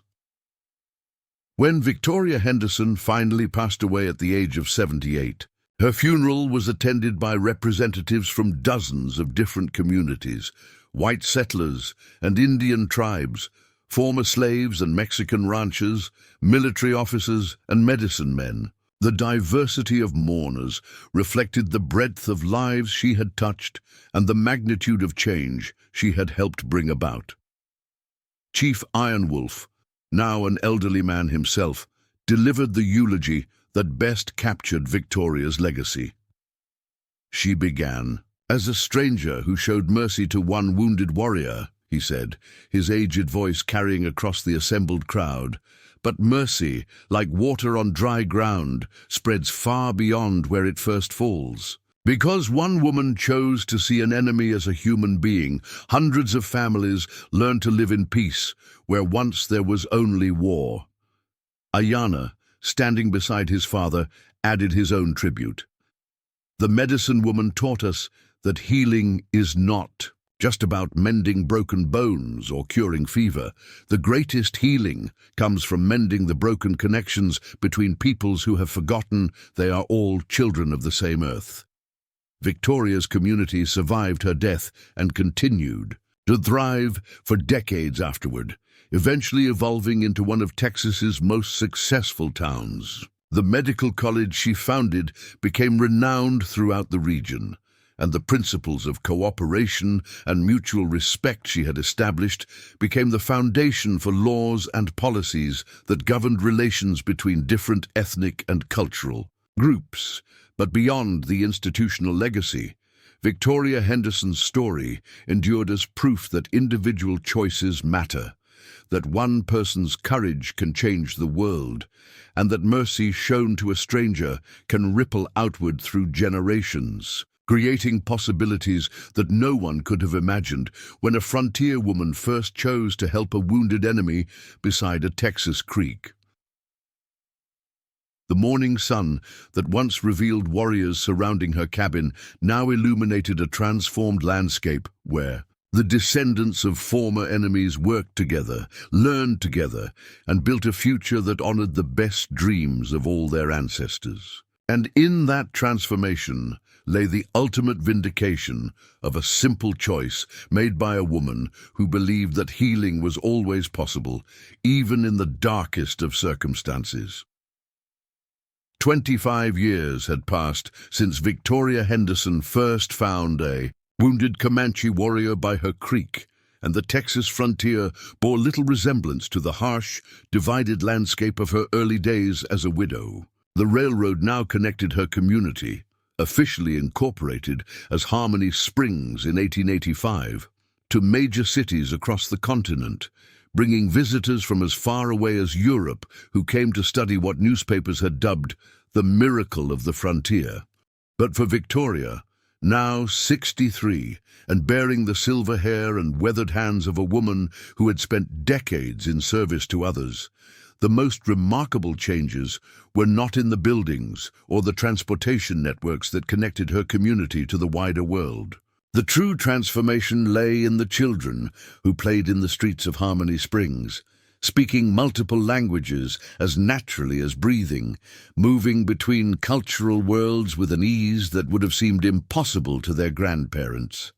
These children, the sons and daughters of mixed marriages, of former enemies who had become neighbors, of people who had learned to see past the artificial divisions that had once seemed absolute, represented something entirely new in American history. They were living proof that the barriers between different peoples were not natural laws, but human constructions that could be overcome through patience, understanding, and the kind of determined compassion that Victoria had embodied throughout her life.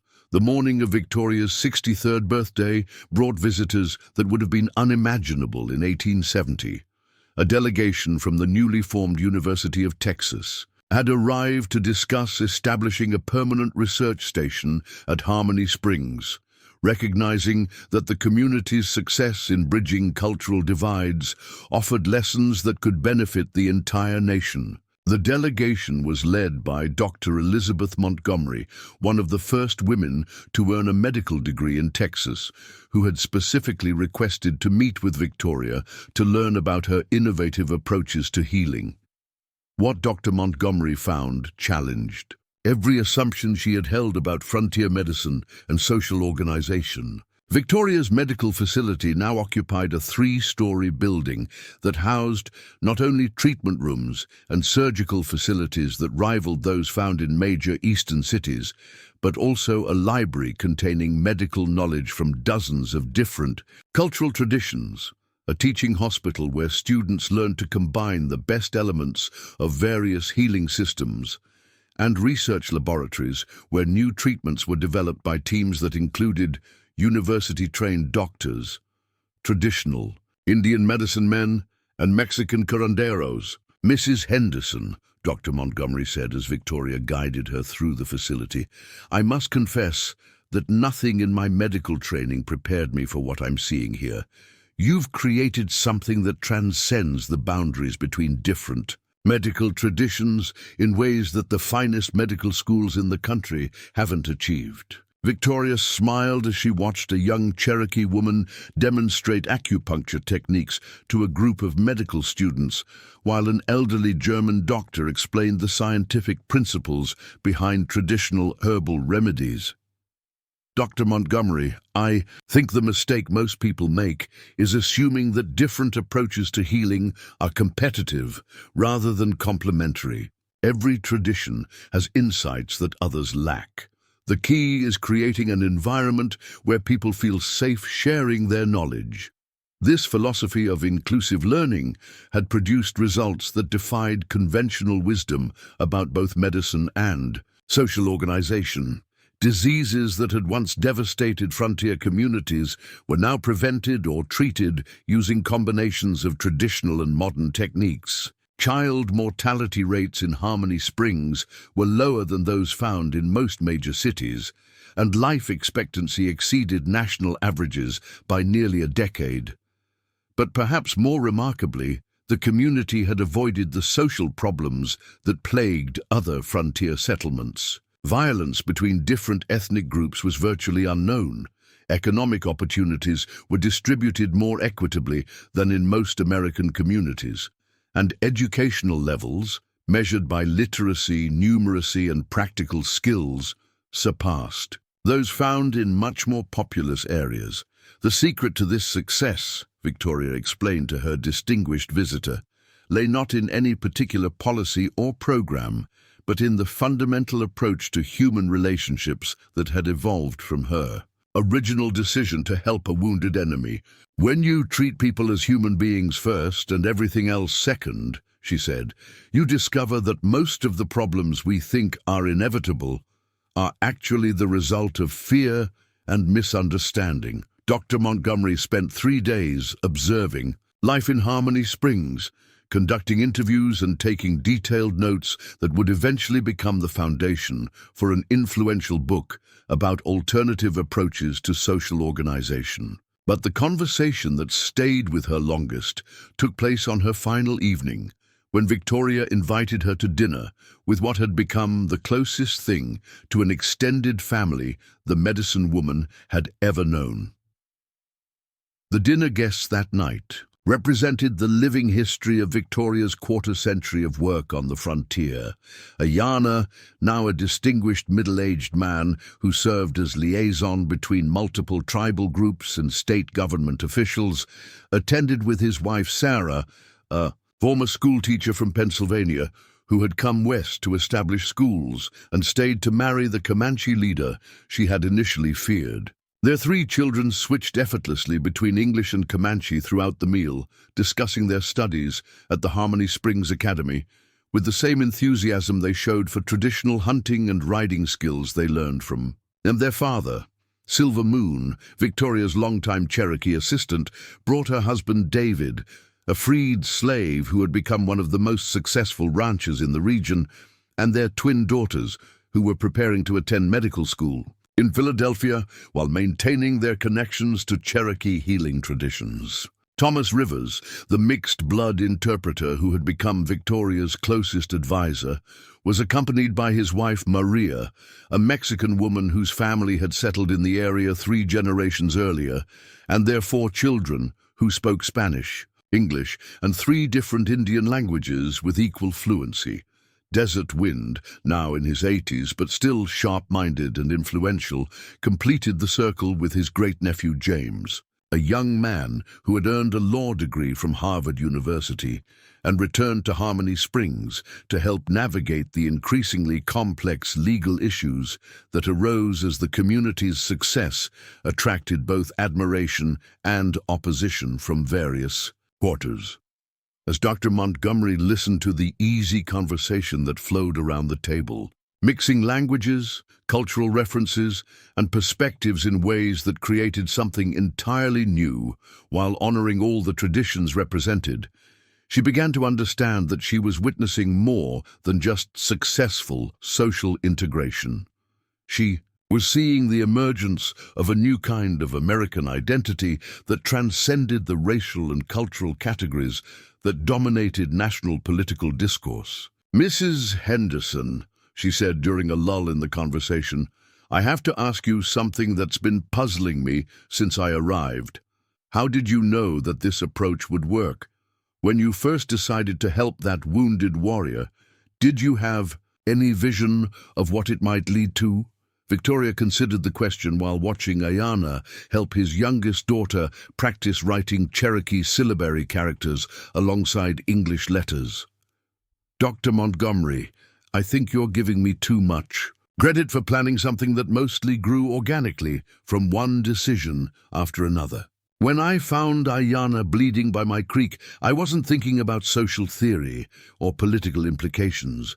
I just saw someone who needed help." Ayana looked up from his daughter's writing practice with a smile that carried decades of friendship. "But that decision to help revealed something about who you were, Victoria, and who you were made possible for all of this to grow." The conversation that followed explored questions that would occupy social scientists and political theorists for generations to come. How much of human conflict was inevitable, and how much was the result of choices that could be made differently? Could the success of Harmony Springs be replicated in other contexts, or did it depend on unique circumstances that couldn't be reproduced? What lessons could be applied to the broader challenges facing American society as it struggled to integrate millions of immigrants and former slaves into a democratic system that had been designed primarily for white Protestant men? These questions became more urgent as the 19th century drew to a close, and new challenges emerged that tested the principles Victoria had spent decades developing.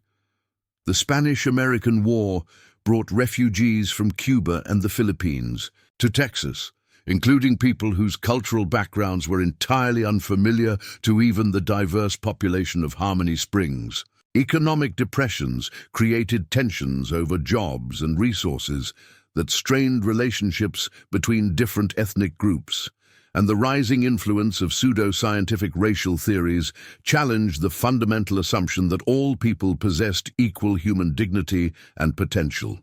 Victoria, now recognized as one of the most influential figures in Texas history, found herself called upon to address these challenges not just locally, but at state and national levels.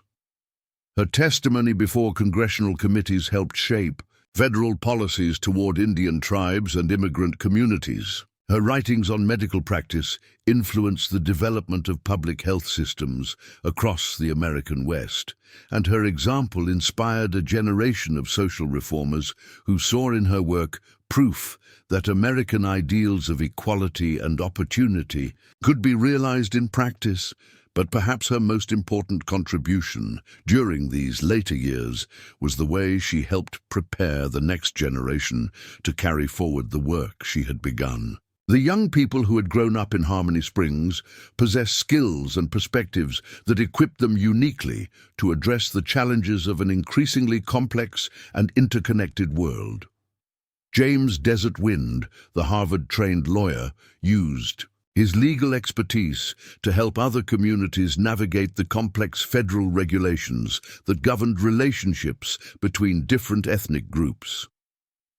The twin daughters of Silver Moon and David became pioneering medical researchers who developed new treatments by combining insights from multiple cultural traditions. Iyana's children became teachers, diplomats and business leaders who carried the lessons of Harmony Springs to communities across the American West and beyond. Most significantly, these young people understood intuitively something that their elders had to learn through hard experience, that diversity was not a problem to be solved, but a resource to be cultivated. They had grown up seeing strength in differences rather than threat, opportunity in cultural exchange rather than contamination, and hope in cooperation rather than competition. As Victoria entered her 70s, she began to step back from day-to-day leadership responsibilities while focusing on documenting the knowledge and experiences that had made Harmony Springs possible. Her memoirs, published in 1895, became one of the most widely read books of the decade, inspiring similar communities across the American frontier and influencing political movements that advocated for more inclusive approaches to citizenship and democracy. The final chapters of these memoirs reflected on the unexpected journey that had begun with a simple act of mercy beside a Texas creek. "I often wonder," Victoria wrote, "what would have happened if I had made the easier choice that night, if I had simply reported the wounded warrior's location to the authorities and let others decide his fate. I suppose I would have lived a quieter life, with fewer complications and challenges, but I also would have missed the extraordinary privilege of watching human beings discover their capacity for growth, compassion, and cooperation." Victoria Henderson passed away peacefully in her sleep on a spring morning in 1898, surrounded by the adopted family she had gathered over nearly 3 decades of work. Her funeral drew thousands of mourners from across the country, including government officials, tribal leaders, medical professionals, and ordinary people whose lives had been touched by her example. But the most fitting tribute came from the children of Harmony Springs, who had planned and executed a ceremony that drew from multiple cultural traditions while creating something entirely new. As these young people, Indian and white, Mexican and African American, European immigrant and American-born, stood together to honor the woman who had shown them that such unity was possible, they embodied the living legacy of a frontier widow who had chosen compassion over fear, and, in doing so, had helped create a new vision of what America could become. The community Victoria built survived her death and continued to thrive well into the 20th century, serving as a model for integration and cooperation that influenced civil rights movements, immigration policies, and approaches to community development across the nation. And at the heart of it all remained the simple truth she had discovered that night beside a creek in 1870. That mercy shown to a stranger could change the world in ways no one could imagine, creating ripples of hope and healing that would continue long after the original act of kindness had passed from living memory into the realm of legend.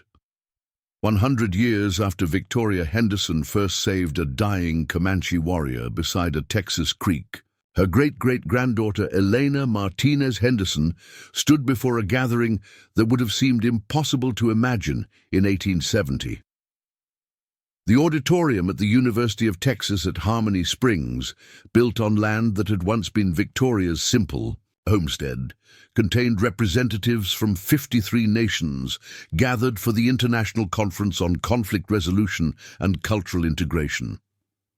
Elena, now a respected anthropologist and peace negotiator, carried in her bearing the quiet strength that had characterized her legendary ancestor.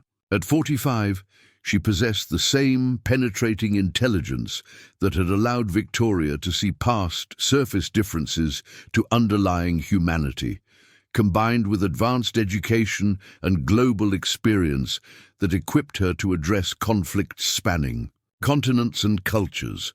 The conference had been organized to study what scholars now called the Harmony Springs model, the approach to social integration and conflict resolution that had emerged from Victoria's original act of mercy and evolved over more than a century into a systematic methodology for building peaceful, diverse communities. Representatives from war-torn regions in Bosnia, Rwanda, Northern Ireland, and the Middle East had come to Texas to learn how former enemies could become neighbors, allies, and eventually family.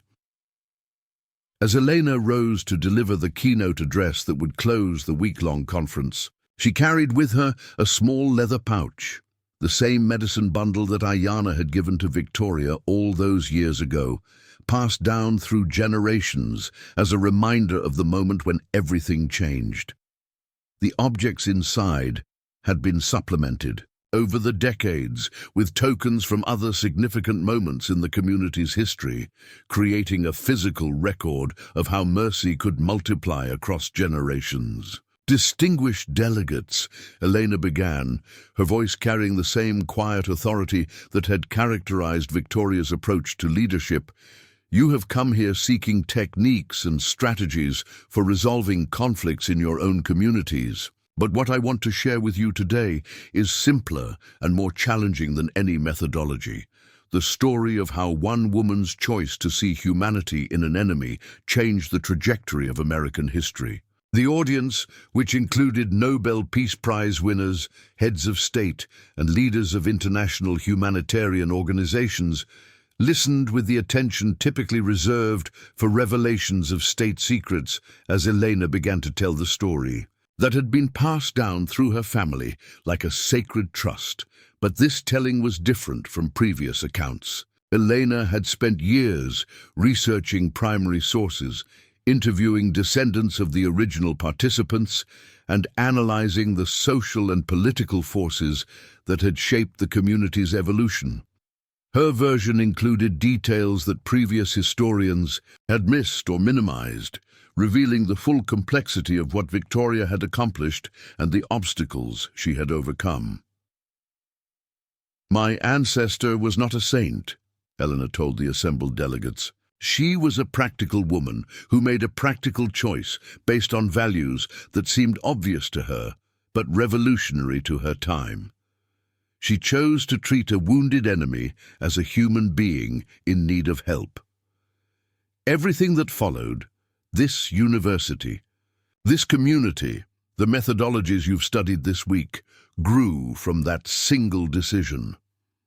The presentation that followed used advanced social science research to analyze exactly how Victoria's approach had succeeded where traditional governmental and military interventions had failed. Elena demonstrated how personal relationships had created trust networks that transcended cultural boundaries, how shared challenges had fostered cooperation between former enemies, and how inclusive decision-making processes had prevented the kind of resource conflicts that typically destroyed diverse communities.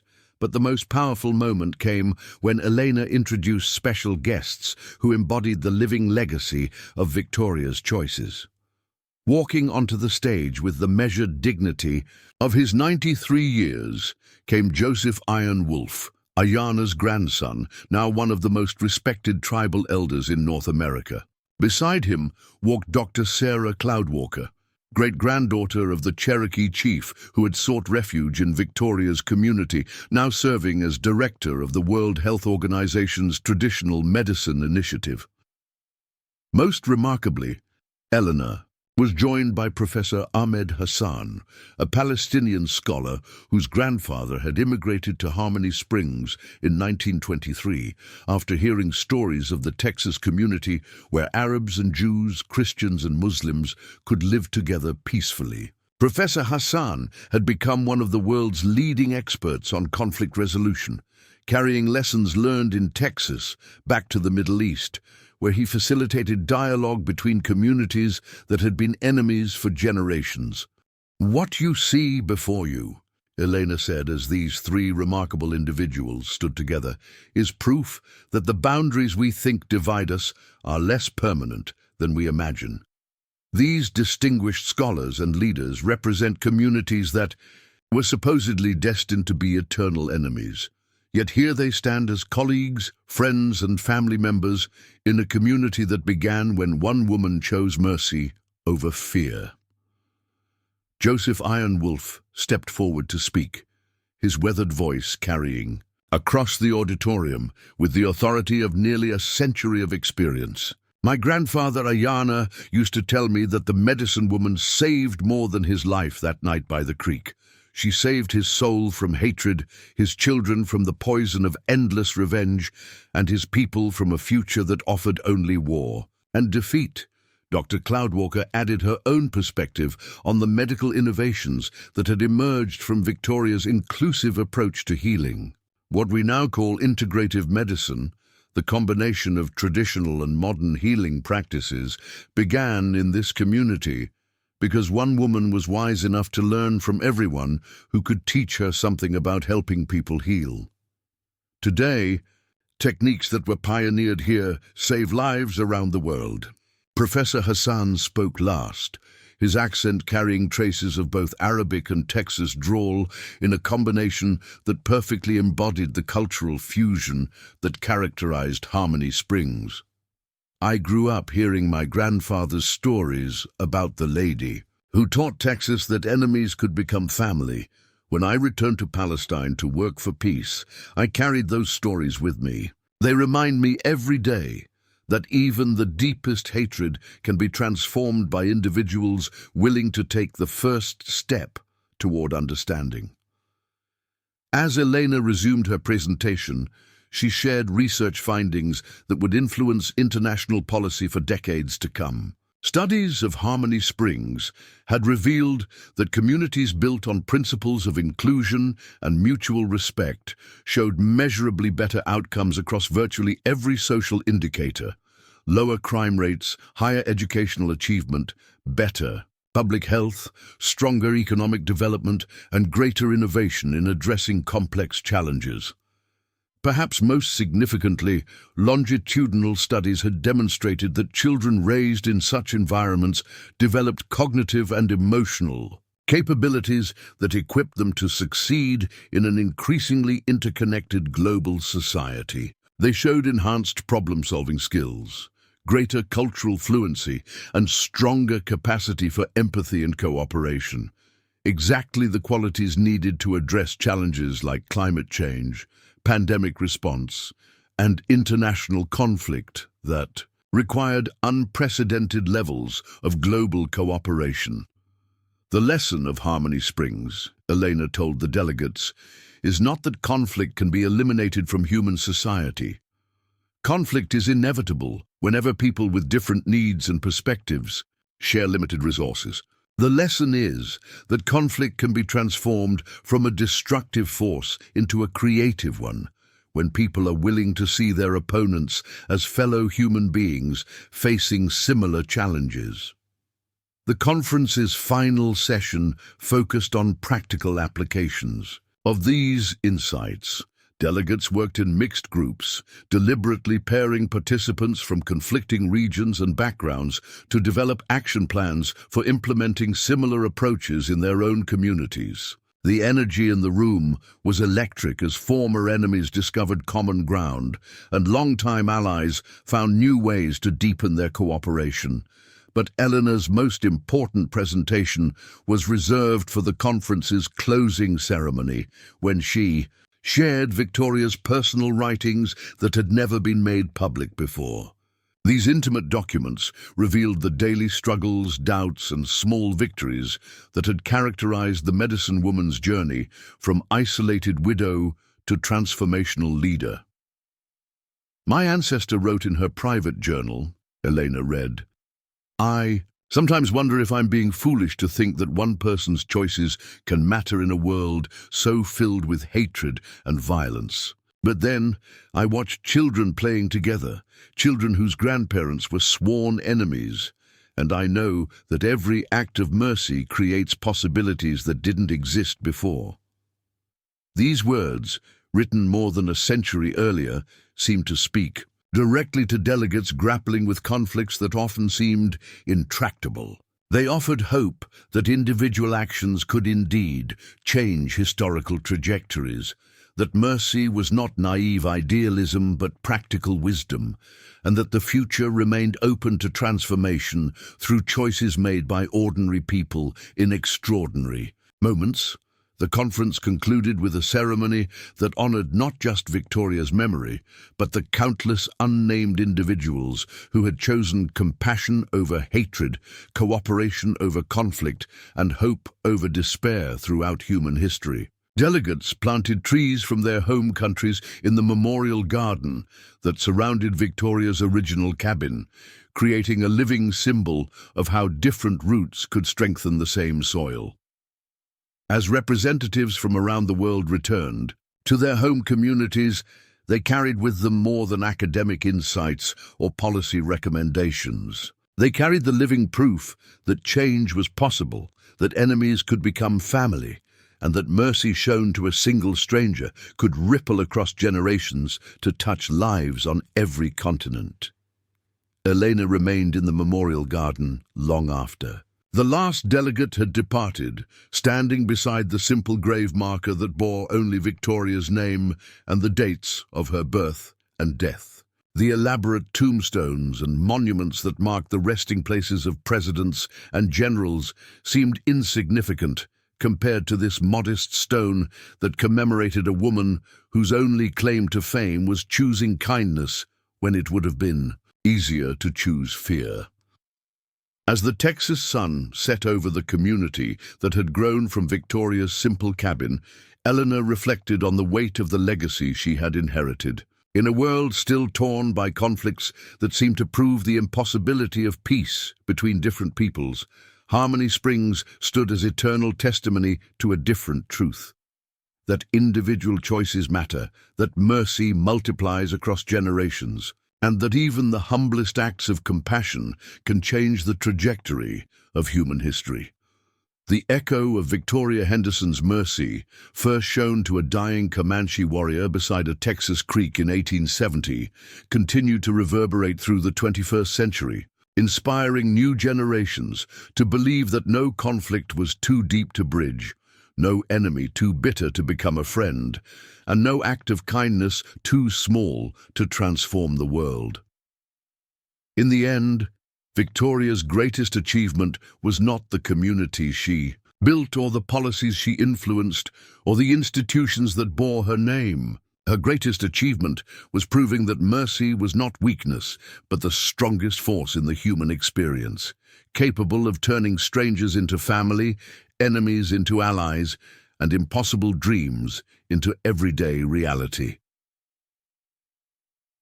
The story that began with a wounded warrior and a frontier woman's choice to help rather than harm had become the story of human possibility itself, reminding each new generation that the future remained unwritten, waiting for individuals brave enough to choose compassion over fear, hope over despair, and love over hatred.